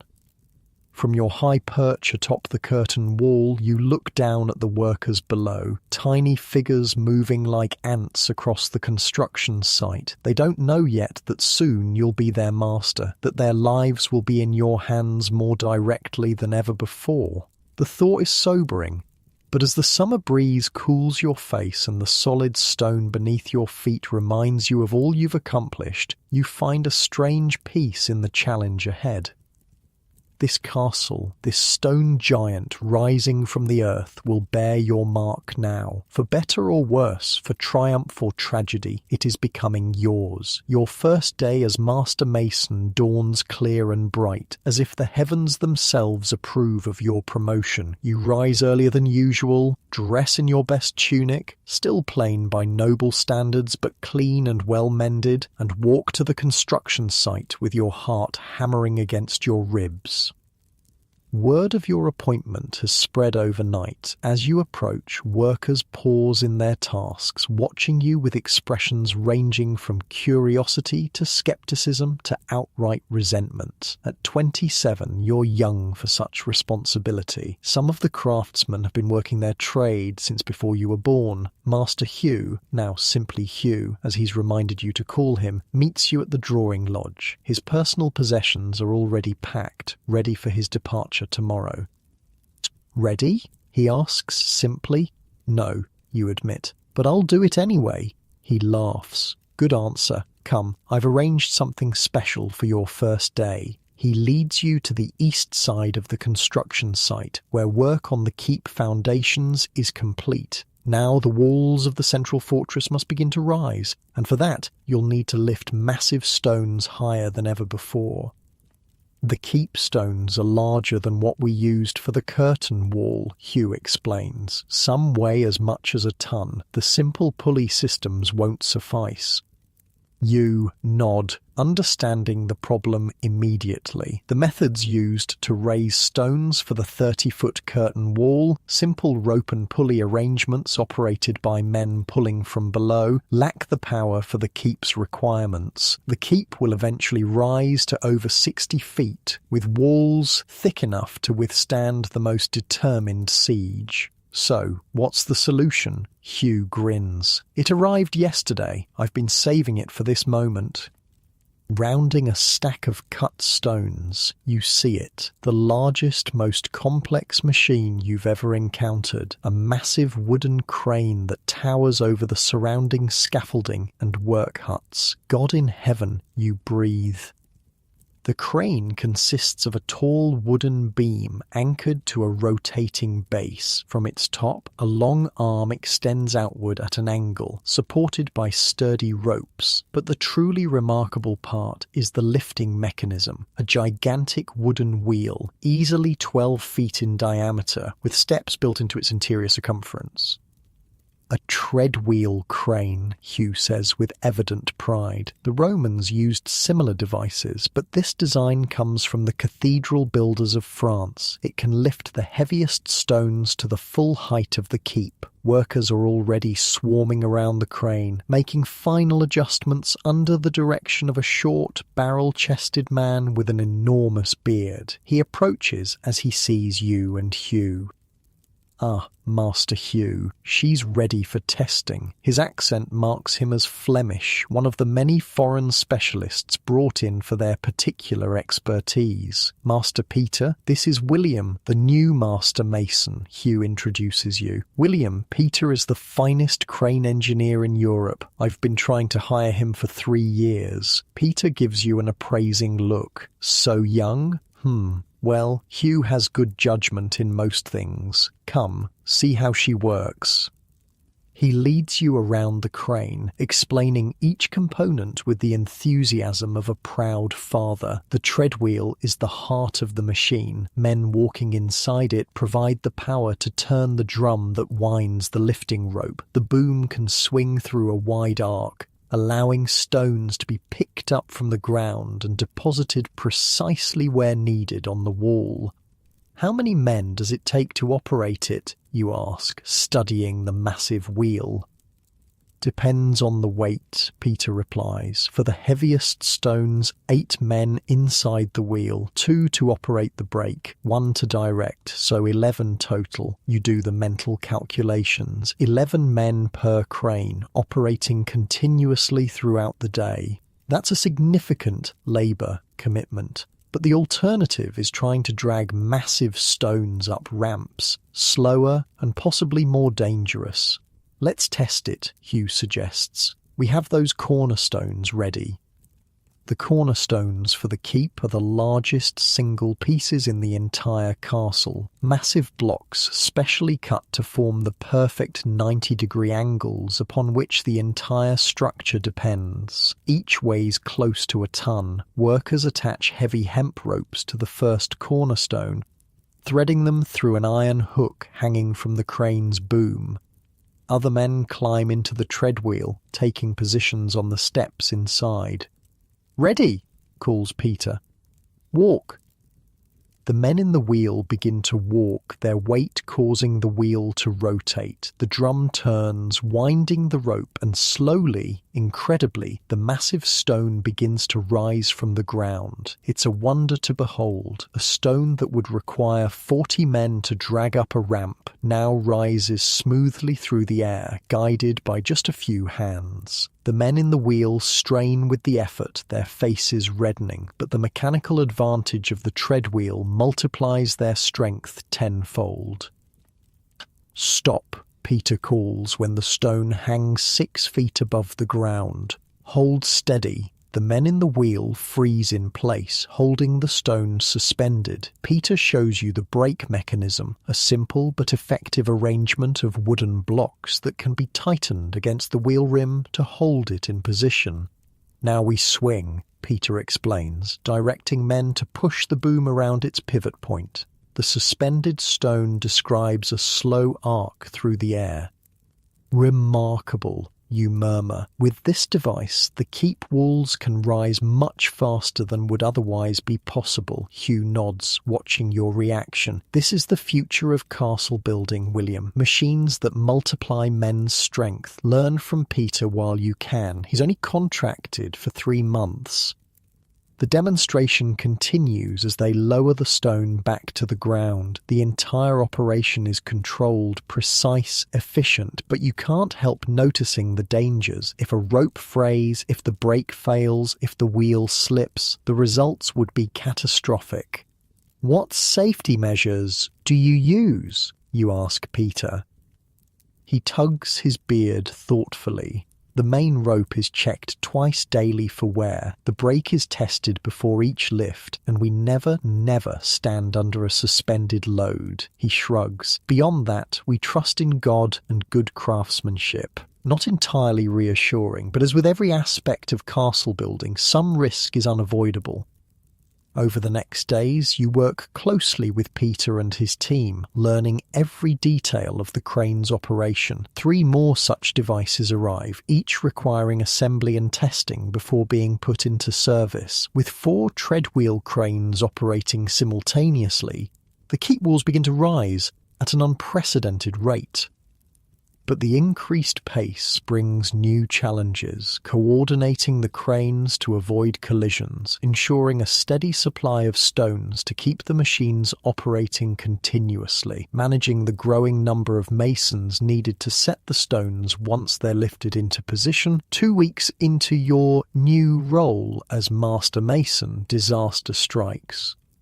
You're inspecting a newly laid course of stones in the northeast corner of the keep when shouting erupts from the nearest crane. Looking up, you see a massive stone, one of the largest yet, swinging wildly as it's lifted. Something is wrong with the rope attachment. "Stop the wheel!" you shout, rushing toward the crane. "Lower it down!"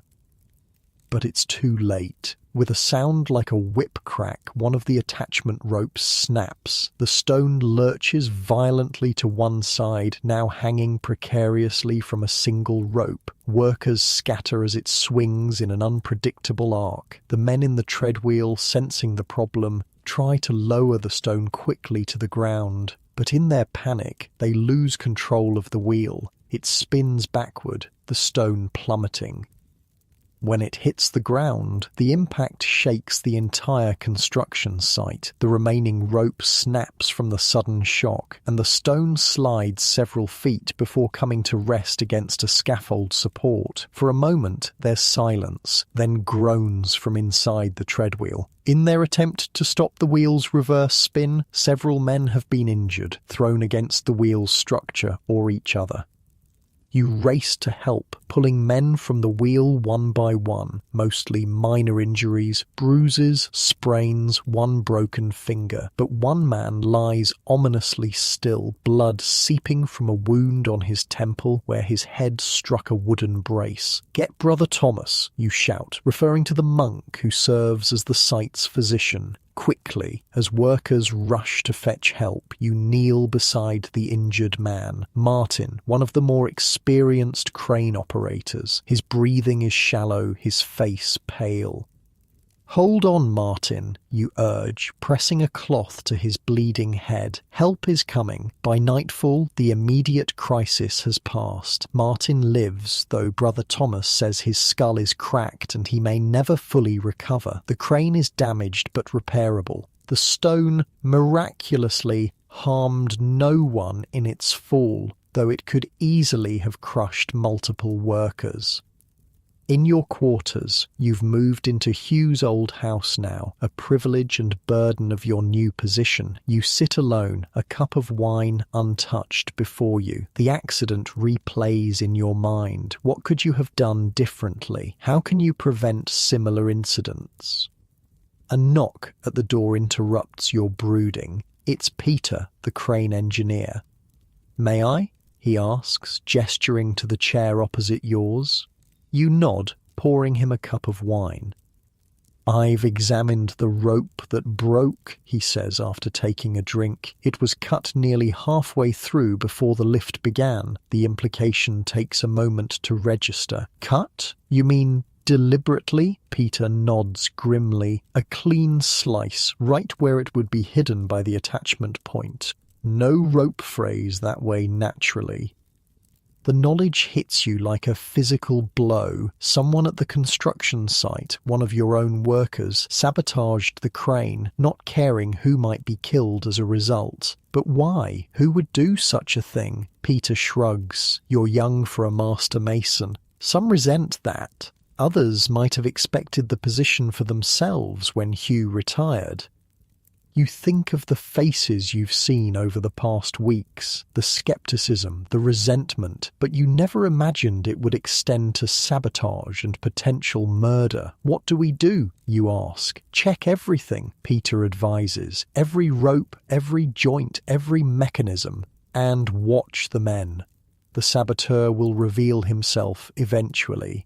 Sleep eludes you that night. By dawn, you've made your decision. You gather all the workers before work begins, standing atop a platform so all can see you.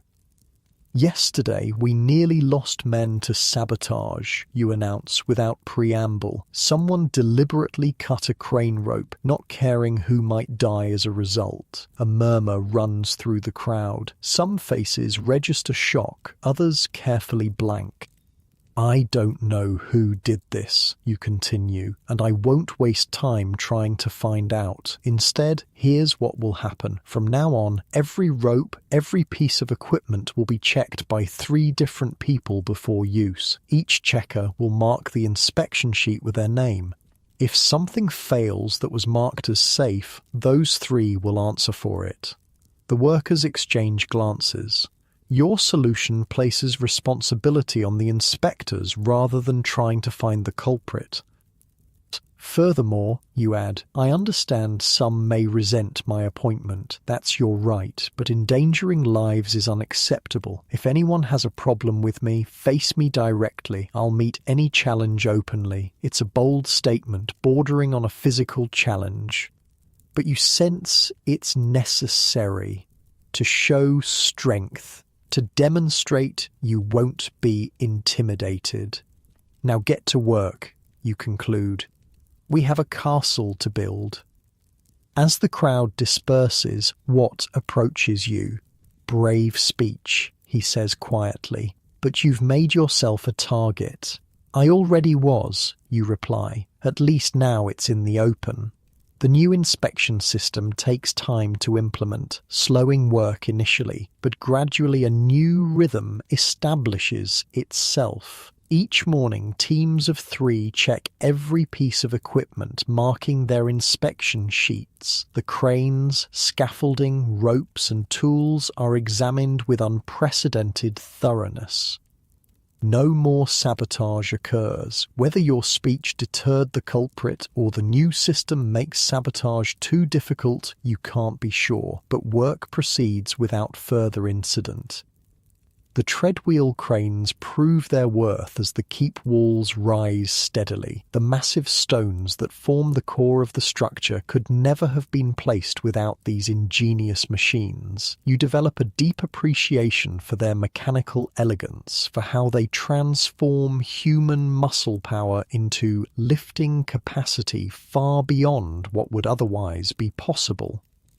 But you never forget the human cost. The men who walk inside the wooden wheels for hours each day emerge exhausted, their legs trembling with fatigue. Some develop strange repetitive injuries, shoulder pain, knee problems, foot ailments unique to crane operators. You institute a rotation system, limiting how long any man works in the wheel to 2 hours at a stretch. Some complain about the reduced pay, but the overall productivity improves as fresher workers make fewer mistakes. By midsummer, the keep walls stand 15 feet high around the entire perimeter. The arched doorways are complete, their precisely cut voussoirs locked together without mortar, held by geometry and gravity alone. One evening, as the sun sets behind the western hills, you stand in what will eventually be the Great Hall, envisioning the finished space. Wooden beams will span overhead, supporting a high-peaked roof. Windows will pierce the thick walls, letting in light. A massive hearth will dominate one end, large enough to roast an ox. Dreaming, Master William? You turn to find Robert, the head of the rough masons, watching you with an amused expression. He's one of the older craftsmen with decades of experience, who initially seemed most skeptical of your appointment. Planning, you correct him, trying to see it complete in my mind. He nods, understanding. Hugh did the same. He could see the finished castle before a single stone was laid. Coming from Robert, the comparison to Hugh is high praise. Have I proven myself yet? You ask directly. Robert considers the question seriously. To some, others still wait for you to fail. He shrugs. It was the same for Hugh when he started. Youth always has to prove itself to age. And what do you think? I think you handled the sabotage well, didn't waste time hunting witches. Found a practical solution. He gestures to the rising walls around you, and the work continues. That's what matters in the end. His approval, grudging though it might be, means more than he likely realizes. Robert's influence among the craftsmen is considerable. If he's beginning to accept your leadership, others will follow. The next challenge comes from an unexpected direction. A messenger arrives from the king bearing a royal decree. You're summoned to the palace to discuss modifications to the castle design. The journey takes 3 days on horseback. You've never been to the royal court before, and the grandeur is intimidating. Marble floors polished to a mirror shine, tapestries larger than the entire barracks at the construction site, courtiers in silk and velvet who look at your plain woolen tunic with barely disguised disdain. The king himself is less intimidating than his surroundings. Edward Longshanks is a practical man when it comes to his castles. He asks detailed questions about construction progress, listens attentively to your answers, and seems genuinely interested in the technical challenges. Then he drops his bombshell. "We want larger windows in the Great Hall," he announces, "like those in Westminster, with tracery and coloured glass." Your heart sinks. The keep walls are already rising, with the small defensible windows specified in the original plans. Larger windows would mean tearing down completed sections and rebuilding them with additional support structures. "Your Majesty," you begin carefully, "such windows would significantly weaken the defensive capabilities of the keep."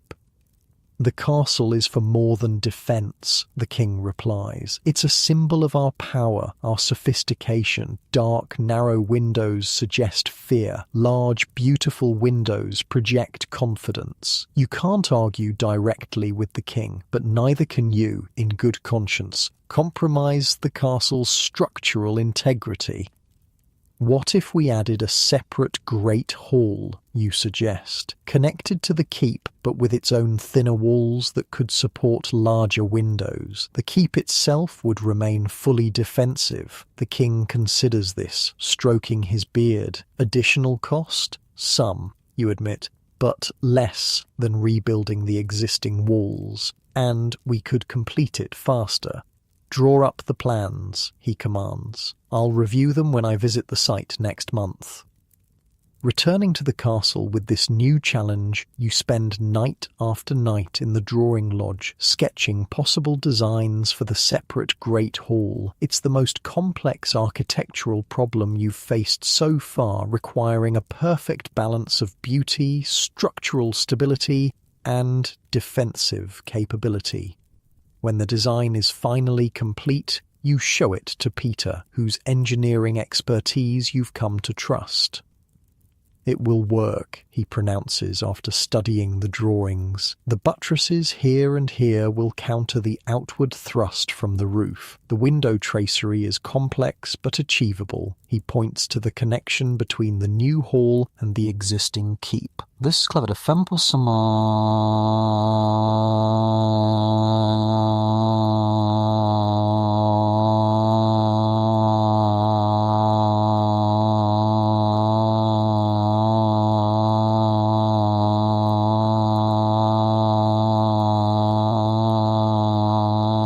can be sealed from either side if needed. The king's visit comes too soon for your comfort, but you're as prepared as possible. To your relief, he approves the modified design with minimal changes. Construction on the new Great Hall will begin immediately, running parallel to the ongoing work on the keep. This means dividing your workforce, establishing new material supply chains, and effectively managing two major projects simultaneously. The complexity of your job has just doubled. But as you stand amidst the controlled chaos of the construction site, watching the treadwheel cranes swing their massive loads through the air, seeing the keep walls rise course by course, you feel a surge of confidence. 6 months ago, you were a journeyman mason, concerned only with cutting and placing individual stones. Now you oversee hundreds of workers, manage multiple construction projects, and consult directly with the king.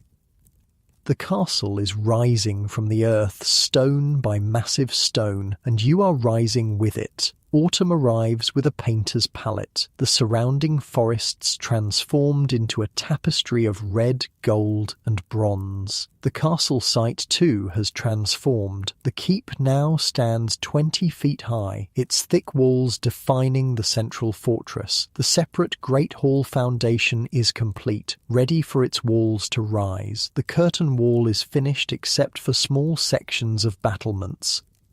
Your position as master mason feels less precarious now. Most of the initial resistance has faded as the work progresses smoothly under your direction. Even Robert, the skeptical head of the rough masons, now brings problems to you with something resembling respect.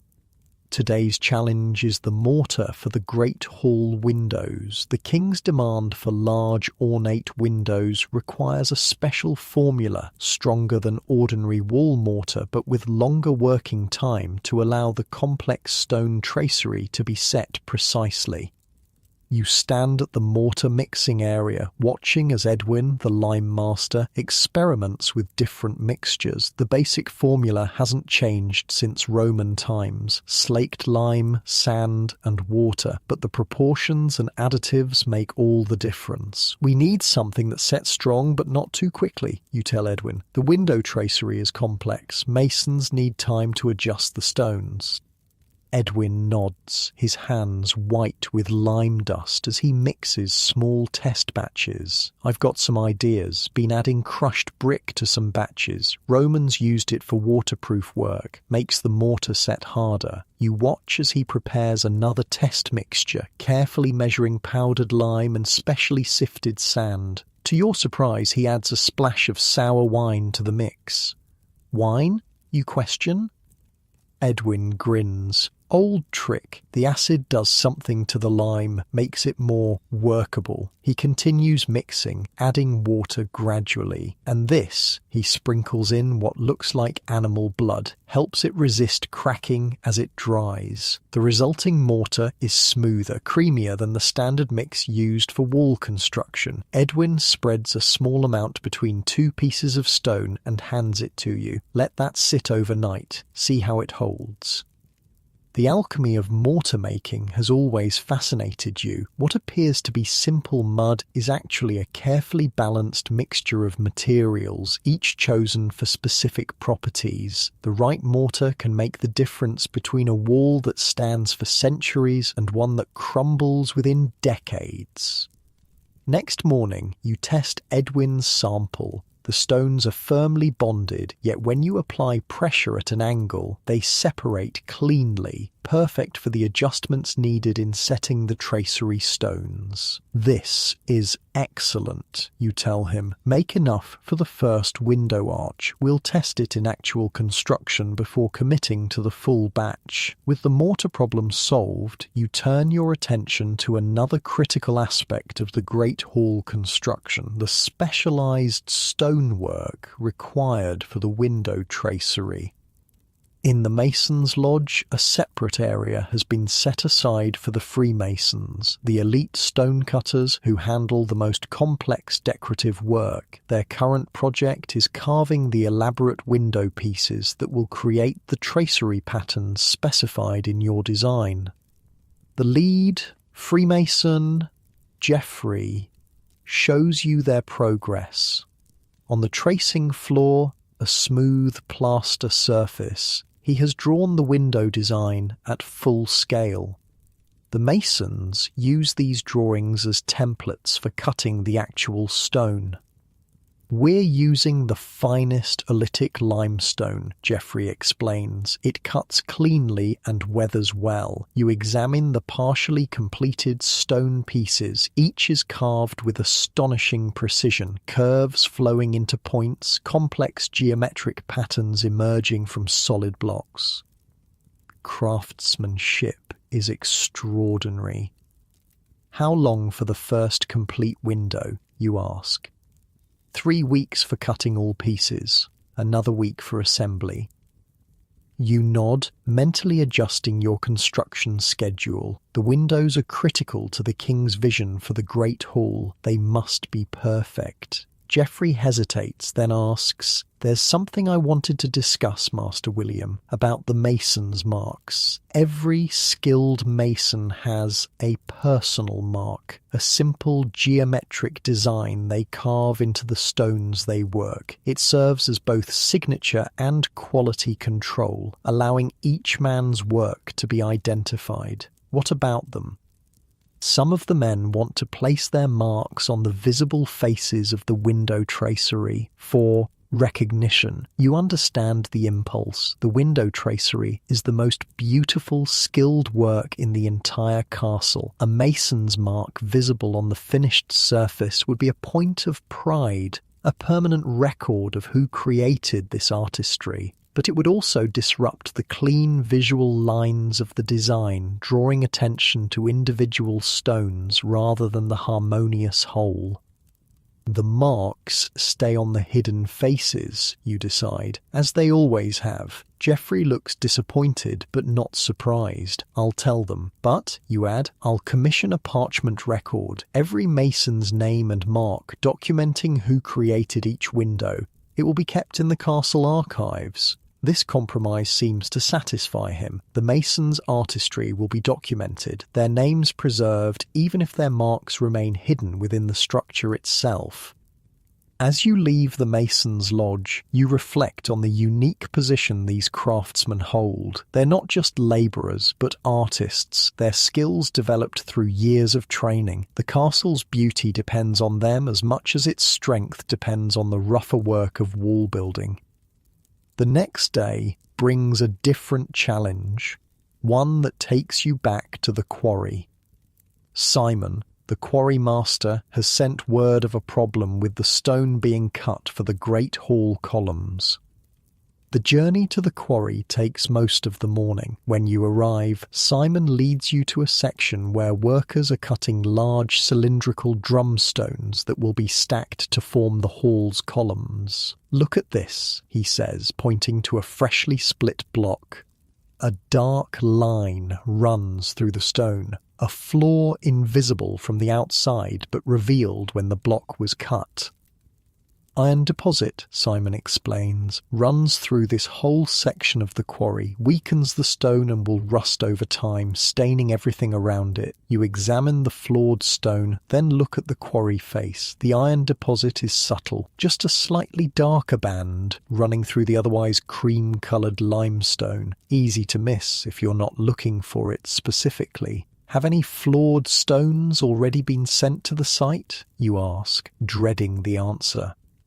"Possibly," Simon admits. "We only noticed when we started cutting the column pieces, which need to be perfect all the way through. This could be disastrous. Columns built with flawed stones might collapse under the weight of the roof. Even if they held, the eventual rust stains would be unsightly in the King's showcase hall. We need to check every stone from this section of the quarry, you decide, both here and any already delivered."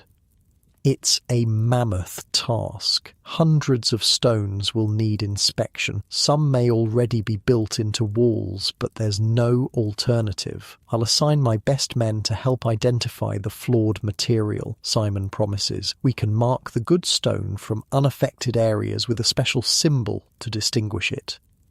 Back at the castle site, you organise teams to inspect all recently delivered stone. It's slow, painstaking work. Some blocks need to be broken to check for internal flaws. Each confirmed good piece is marked with red ochre to indicate it's been cleared for use.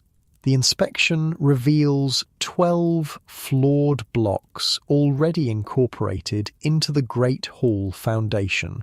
They'll have to be removed and replaced. A frustrating setback that will delay the project by at least a week. That evening, exhausted from the day's crisis, you find Watt waiting outside your quarters. Now the overseer of the mortar mixing operation, he's risen far from the labourer you first helped promote. "Heard about the stone problem," he says as you invite him in. "Tough break." You pour 2 cups of ale, handing him one. "Could have been worse. Better to find it now than after the roof's in place." "True enough." He takes a drink. "But that's not why I'm here. There's something you should know about the mortar for the eastern section of the keep." A new problem. You suppress a groan. "What about it?" "Edwin's been sick these past 3 days. His assistant, Ranulph, has been mixing the batches." Watt hesitates. "I don't trust his work. The consistency is wrong. Too much sand, not enough lime. I've seen him skimp on the mixing time too." This is serious. Poor mortar might not show its weakness for years, but eventually it would compromise the entire structure. Have the walls already been laid with this mortar? 2 days' worth, about 8 feet of the east wall, 3rd level. You rub your temples, feeling a headache building. "We'll have to take it down and rebuild every stone." Watt nods grimly. "I thought you'd say that." "And Ranulph? What about him? Is he cutting corners out of laziness, or is there more to it?" Watt considers this. Hard to say, but he was close with Martin, the man injured in the crane accident. They're cousins, I think. The implications are clear. This could be another act of sabotage, more subtle than cutting a crane rope, but potentially more devastating in the long term. "I'll speak with him tomorrow," you decide. "For now, mark off that section of wall. No more work there until I've inspected it myself." Sleep comes fitfully that night, your mind turning over the dual problems of flawed stone and suspicious mortar. By dawn, you've made decisions about both. The flawed stone is straightforward. Every questionable piece must be removed and replaced, regardless of the delay and cost. You'll personally explain the situation to Master Philip, the Clerk of Works, whose budgetary concerns are secondary to structural integrity. The mortar situation requires more delicate handling. If Ranulph has deliberately compromised the mixture, direct confrontation might drive the sabotage underground, making it harder to detect, better to watch and gather evidence. You begin by inspecting the suspect section of wall. Even to your experienced eye, the mortar looks acceptable from the outside, but when you poke a thin metal rod into a joint, it penetrates far deeper than it should in properly mixed mortar. The material is weak, crumbly. Take it down, you instruct the mason team. Every stone, and save samples of the mortar for comparison. They look unhappy at the prospect of redoing finished work, but no one argues. The safety implications are clear to everyone after the crane incident. Next, you visit the mortar mixing area, timing your arrival to catch Ranulph in the midst of preparing a batch. You watch from a distance as he measures ingredients, noting how he rushes the mixing process and adds less lime than Edwin's formula specifies. Rather than confront him immediately, you approach casually, as if making a routine inspection. "How's Edwin?" you ask, studying the mortar mixture with a critical eye. "Still abed, Master William. The fever's down, but he's weak." Ranulph wipes sweat from his brow, despite the cool autumn air. "And you're managing the mixing well enough?" "Yes, Master, just as Edwin taught me." The lie comes easily to his lips. You consider calling him on it immediately, but decide on a different approach. "Good, but I'm concerned about consistency across batches. From now on, I want samples taken from each mix, labelled with the date and your mark. We'll test them regularly." Ranulph's expression flickers, alarm quickly masked. "As you wish, Master, and I'm assigning Watt to oversee all mortar production until Edwin returns. He'll check each batch before it's cleared for use." This effectively removes Ranulph's opportunity for sabotage without directly accusing him. The evidence of his tampering is preserved in the wall section being dismantled. Should you need it later, Watt, informed of his new supervisory role, understands the unspoken instructions. "I'll watch him like a hawk," he promises quietly. The stone and mortar crises occupy much of your attention for the next week. The flawed quarry stone is systematically identified and removed from the site. The compromised wall section is dismantled and rebuilt with proper materials. Ranulph, under Watt's constant supervision, has no choice but to mix mortar correctly. Through it all, construction continues on other parts of the castle. The treadwheel cranes swing their massive loads from dawn till dusk. Masons tap away at stones, their hammers creating a constant rhythmic backdrop to site activity. Carpenters prepare roof beams and door frames. The castle rises day by day, despite setbacks and sabotage attempts. One crisp morning, as frost crunches beneath your boots during your daily inspection, you notice something odd about a newly laid section of the keep wall. The stones are perfectly cut and placed, the joints precise, but something about the pattern seems wrong. You study it more closely and realize what's bothering you. The stones are arranged to form a subtle shape, not immediately obvious, but definitely intentional. A crude image of a hanged man. It's the work of a skilled mason, using the natural variations in stone colour and size to create the image. To most observers, it would appear as random patterning, but to your trained eye, the deliberate arrangement is clear. Another message from whoever resents your position, or simply a mason's dark humour hidden in plain sight? You decide not to draw attention to it. The wall section is structurally sound, and removing it would only delay progress. Let the hidden hanged man remain, a secret message embedded in the castle walls. Future generations might discover it and wonder at its meaning. This incident reminds you of something Hugh once told you. Castles keep their builders' secrets. Every structure contains hidden marks, private jokes, small acts of rebellion or devotion, the mason's marks concealed on unseen faces, the occasional carved initial in a dark corner. The deliberate asymmetry only the builder would notice. These human touches, invisible to casual observers, are as much a part of the castle as its grandest features. They connect the building to the hundreds of individuals whose labour created it, whose blood and sweat soak its stones.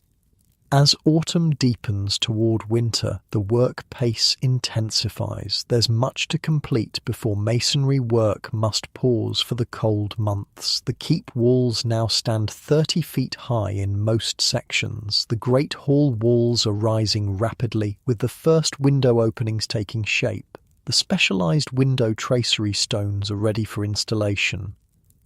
You spend a day with Geoffrey and his Freemasons as they assemble the first great window. It's a painstaking process. Each precisely cut stone must be positioned exactly, the geometric patterns aligned perfectly. The special mortar gives them working time to make small adjustments, ensuring every joint is tight, every curve smooth. "This is the finest work I've ever done," Geoffrey confides as the tracery takes shape. "It will still be standing centuries after we're dust." "If we do our job right," you agree. "Oh, we are." He runs a hand lovingly over a carved stone curve. "Stone doesn't lie or cheat, Master William. Treat it with respect, understand its nature, and it will hold true longer than any man's lifetime." By sunset, the window is complete, a stone lacework of stunning beauty, as the last light of day shines through it, casting elongated patterns across the ground. You feel a deep satisfaction unlike anything you've experienced before. This is why you build, not just for defense or royal prestige, but to create something beautiful that will outlast you, something future generations will look upon with wonder, perhaps never knowing your name, but touched by your work nonetheless. That night, you write a letter to Hugh, now retired to a small estate granted by the king in recognition of his decades of service. You describe the progress, the challenges overcome, the beauty of the first completed window. You don't mention the sabotage attempts or the flawed stone. No need to worry the old master with problems already solved. As you seal the letter with wax, you realise how much you've changed since Hugh first took you under his wing. The naive journeyman is gone, replaced by a master mason who understands not just the technical aspects of castle building, but the human complexities as well. The management of personalities and talents, the balance of quality and speed, cost and durability. You've learned to see beyond individual stones to the entire structure, beyond today's work to the legacy that will stand for centuries. You've become what Hugh saw in you years ago, a worthy successor to his knowledge and vision. Outside, the first snow of winter begins to fall, dusting the rising castle walls with white. Soon, the mortar work will pause until spring, but there's still much to do during the cold months. Cutting stone, preparing timber, planning the next phase of construction. The castle rises, stone by stone, through all seasons, through setbacks and triumphs. And you rise with it, growing into the master you were meant to become. 5 winters and 5 summers have passed since you first arrived at the castle site as a journeyman mason. 5 years of blood and sweat and stone. 5 years of deaths and births, triumphs and failures, storms weathered both literal and figurative.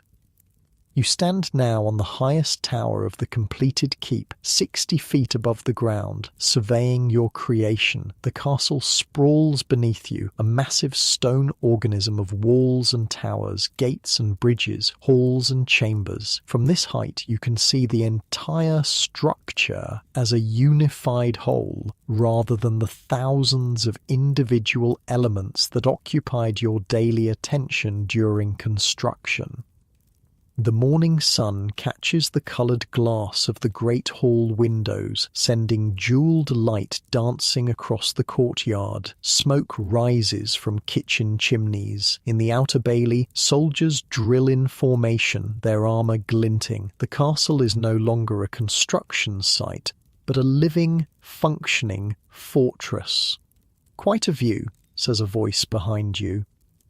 You turn to find Hugh, your old master, making his way slowly up the last few steps to the tower top. He's visibly aged in the years since his retirement, hair now completely white, back more stooped, movements more deliberate, but his eyes remain sharp as ever. "It's good to see you, Hugh," you say, genuinely pleased. "What brings you from your comfortable retirement?" "The king's coming, isn't he? Thought I'd see the finished product before His Majesty claims all credit for it." He joins you at the parapet, gazing out over the castle. "You've done well, William. Better than I expected, if I'm honest." Coming from Hugh, this is extraordinary praise. You feel a flush of pride warmer than any summer sun. "We had problems," you admit. "Some I wrote to you about, others I didn't want to burden you with." "There are always problems," Hugh says dismissively. "The measure of a master is how he solves them." He points to the great hall with its magnificent windows. "That was a clever solution. Separate structure, defensive connection to the keep, best of both worlds." You walk the tower perimeter together, Hugh asking occasional questions about specific features, how you managed the keystone placement in the gate arch, how you resolved the drainage issues in the eastern bailey, how you incorporated the king's ever-changing demands without compromising structural integrity. "And the men?" he asks finally. "How did you handle them in the end?" You think of the sabotage attempts, the resentment that greeted your appointment, the challenges to your authority. "I earned their respect," you say simply. "Not all at once, not all of them, but enough." Hugh nods, understanding the journey compressed into those few words. "And now the king comes to claim his castle. Prepared for that? As much as one can be." The royal visit, scheduled for the following day, has consumed the castle's attention for weeks. Every stone has been scrubbed, every surface polished. The great hall is hung with tapestries and banners. The keep chambers are furnished with the finest pieces available. Even the stables have been mucked out and strewn with fresh straw scented with herbs. Hugh studies your face. You know he'll find something to criticize. Kings always do. You shrug. Probably, but the castle stands. It's strong. It's beautiful. It will outlast his complaints.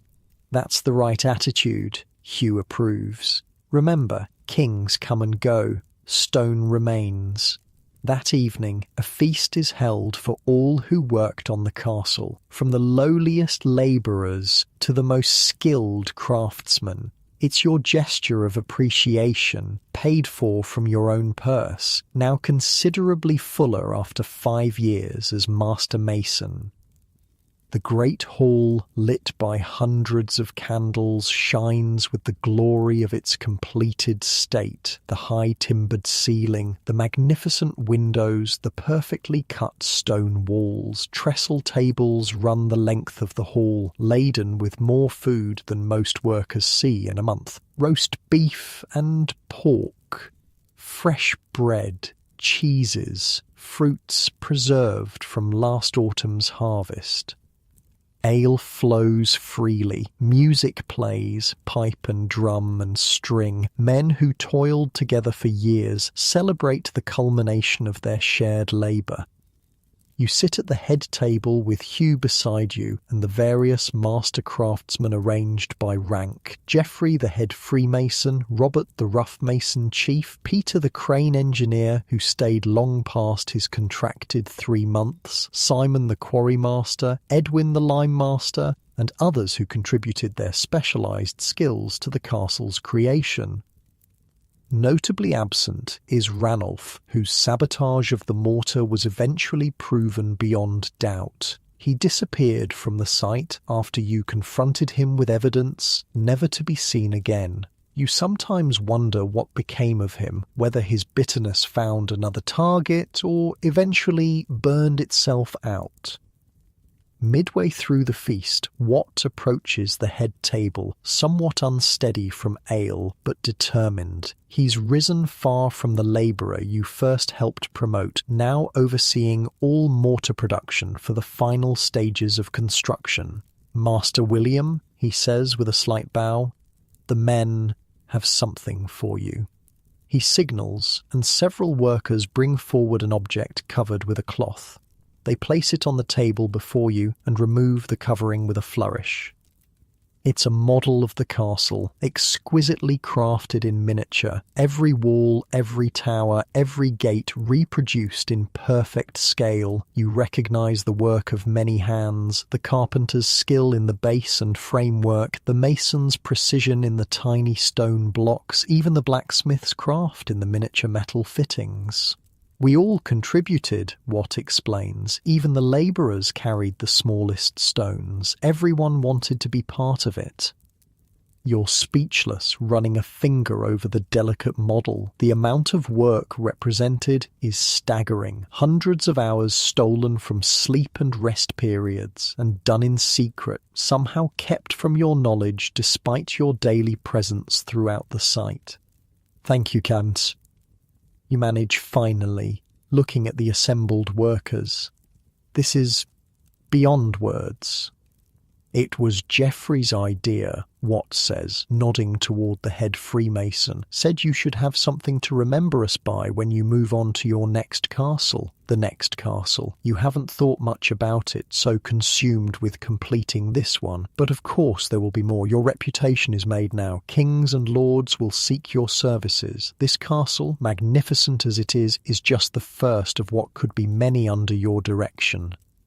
The feast continues late into the night. Stories are told, songs sung, old grievances forgotten in the glow of collective achievement. Men who once cursed each other over dropped tools or slow work now laugh together, bound by the shared experience of having built something monumental. You observe it all with a curious sense of detachment, as if already looking back from some future vantage point. These men, from the humblest labourer to the most skilled craftsman, have been your world for 5 years. You know their strengths and weaknesses, their fears and aspirations. You've seen some die, others crippled, many grow from untrained boys to confident artisans. And tomorrow, with the king's arrival, this world dissolves. The construction team will scatter, some to other building sites, some back to farms or villages, some to uncertainty. The castle will pass to its permanent garrison and household, a different kind of community with different purposes. "You're looking melancholy," Hugh observes, returning to his seat beside you after speaking with old acquaintances. "Having regrets?" You shake your head. Not regrets, just awareness of transition. "Ah," he understands immediately. "The post-completion feeling. I know it well. 5 years of single-minded purpose, suddenly fulfilled. It leaves a void." Exactly. You're grateful for his understanding. Who else could comprehend this strange mixture of triumph and loss? "It passes," Hugh assures you, "especially when the next challenge presents itself." Morning dawns clear and cold, a perfect autumn day for the king's arrival. From your chamber window, you can see the royal procession approaching, a long snake of horses, soldiers, courtiers, and wagons winding up the valley toward the castle. You dress with care in your finest clothing, still simple by noble standards, but made of good wool and cut well. Around your neck hangs the silver chain of your office as Master Mason, presented by the king himself when you were officially appointed. The castle gate opens to admit the royal party. Trumpets sound, soldiers stand at attention. Every detail has been planned and rehearsed for this moment when the king first sees his completed fortress. Edward Longshanks, tall and imposing despite his 60 years, his once red hair and beard, now streaked with grey, rides through the gate on a massive black warhorse. His gaze sweeps the castle walls, the towers, the bailey where he's received. You can read nothing from his expression. The formal ceremonies begin. The king is welcomed by the castle's new constable. Speeches are made, keys are symbolically presented. Through it all, you stand to one side, neither noble enough to be central to the proceedings, nor low enough to remain entirely in the background. Eventually, the king requests a tour of his new fortress. This is your moment. As Master Mason, you will guide him through the castle, explaining its features, answering his questions, accepting his judgment on your work. Your Majesty, you begin as the tour starts. The castle design incorporates all the latest defensive innovations while also providing the comfort and grandeur befitting your royal status. For the next 2 hours, you lead the king and his entourage through every significant part of the castle: the massive gatehouse with its multiple portcullises and murder holes, the outer and inner baileys, the barracks and stables, the keep with its secure chambers, and finally the great hall with its spectacular windows.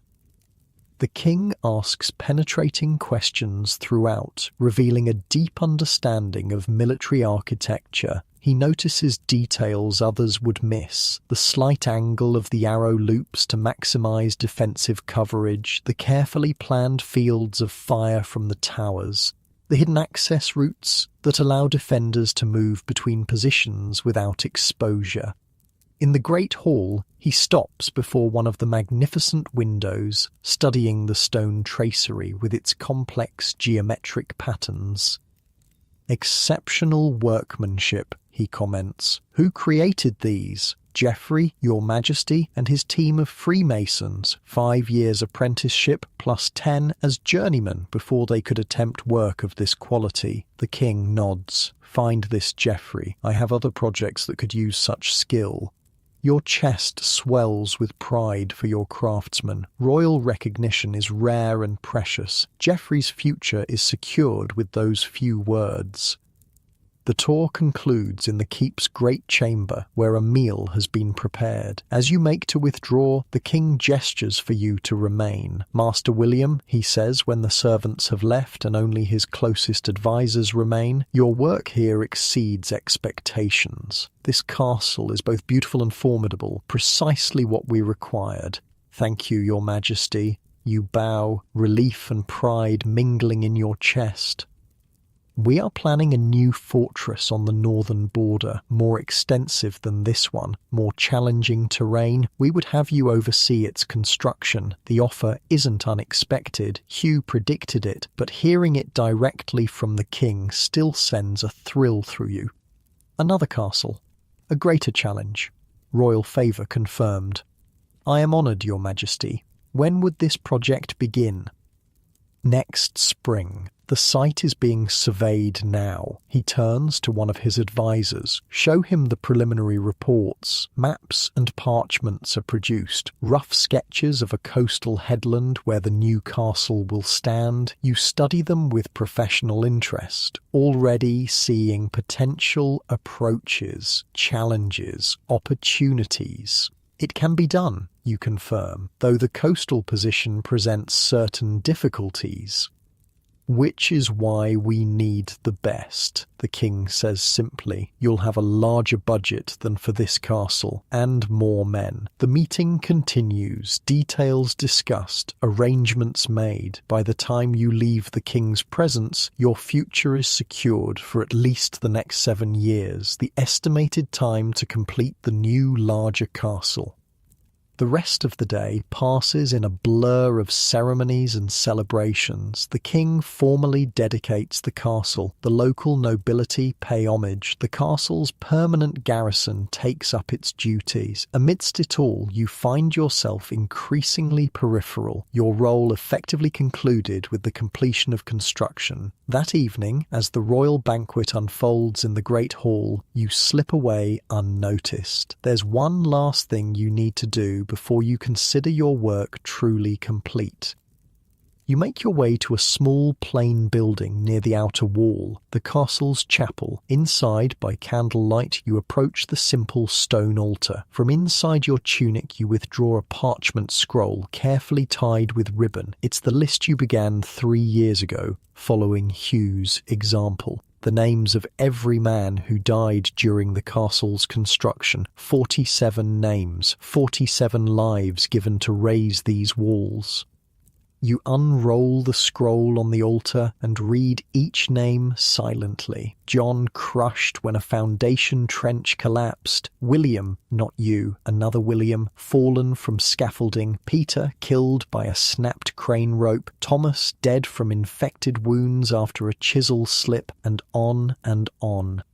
Some were careless, some were unlucky, some were simply in the wrong place at the wrong moment when stone or timber or fate turned against them. All were part of the castle's creation, their blood and breath as much a component of its structure as lime and sand and stone. I remember them, you whisper to the empty chapel. Their names, their faces, their sacrifice. You leave the scroll on the altar. Tomorrow the castle chaplain will read the names during a memorial service, and the scroll will be sealed into a niche in the chapel wall, a permanent record of those who died to build this fortress. Outside, the night is clear and cold, stars pricking the black sky like distant candles. You walk the perimeter of the outer wall one last time, your footsteps echoing on stone you helped lay. From this ground-level perspective, the castle looms enormous above you, its walls and towers blocking out sections of the star-filled sky. 5 years of your life, countless decisions, problems solved, challenges overcome, lives lost and saved, all culminating in this stone giant that will stand for centuries, sheltering generations yet unborn, withstanding attacks yet unlaunched, witnessing a future you'll never see. Was it worth it? The deaths, the injuries, the back-breaking labour, the political manoeuvring, the constant pressure and responsibility? Looking up at the solid walls gleaming in the moonlight, you think it was. Not just for the castle itself, though its beauty and strength justify much, but for what it taught you about leadership, about materials, about human nature, about yourself. You arrived a skilled journeyman, you leave a master in truth, not just in title. As you complete your circuit of the walls, you find Hugh waiting near the gate, wrapped in a heavy cloak against the night chill. "For final inspection?" he asks with a knowing smile. "Something like that. I did the same the night before I left. Needed to say goodbye properly." He gestures to the surrounding walls. They become part of you, these creations, or perhaps we become part of them. Hard to tell sometimes. You nod, understanding perfectly. Will it be the same with the next castle? And the one after that? Each is different. Each takes something from you and gives something back. Hugh gazes up at the tower, silhouetted against the stars. But the first is special, like a first love. Together you walk slowly back toward the inner bailey, two master masons united by shared experience few others could comprehend. I left a list in the chapel, you tell him. All the names, all the deaths. Good, they should be remembered. He pauses, then adds, I did the same. My list had 63 names. I had 47. You did better than I did then. There's no bitterness in his voice, just acknowledgement of a painful truth. Still too many. Yes, always too many. You reach the keep where your respective chambers await. Tomorrow will bring the formal handover of the castle to its permanent constable. The day after, you'll begin preparations for your journey to the northern coast and your next great project. Get some rest, Hugh advises. The king will want you sharp for tomorrow's ceremonies. As he turns to go, you ask the question that's lingered in your mind since his arrival. Why did you really come back, Hugh, just to see the castle? He looks at you, his weathered face softened by the torchlight. To see what you made of yourself, William. The castle, yes, but mostly you. The simple honesty of his answer touches you deeply. This man who found you as a journeyman, who taught you, tested you, trusted you with his life's work, he came to witness your triumph, to see his faith in you justified. Thank you, you say, meaning it for far more than just his presence here tonight. Hugh merely nods, understanding all you don't say. Good night, Master William. That night, as you lie in your chamber, sleep comes more easily than you expected. Perhaps it's the physical and emotional exhaustion of the day. Perhaps it's the satisfaction of completion, of approval, of success, hard won and well deserved. Or perhaps it's simply that for the first time in 5 years, the weight of the castle no longer rests on your shoulders. The stones are laid, the walls stand strong, the work is done. As consciousness fades, you seem to hear the castle itself, not just the normal creaks and settlings of a large structure, but something deeper, the whispers of all who built it, who died for it, who poured their skill and strength into its creation. They speak through the stone, through the mortar, through the timber and lead and iron. They tell of struggle and triumph, of pain and pride, of simple workers whose hands shaped something magnificent and eternal. Their whispers follow you down into dreams, a chorus of forgotten voices preserved in stone, and as you drift deeper into sleep you realize that long after your name is forgotten, these walls will still stand, silent testament to human skill and sacrifice, to the masons and labourers and craftsmen who built not just with stone and mortar, but with blood and sweat and dreams. The castle endures, and in its stones so do you.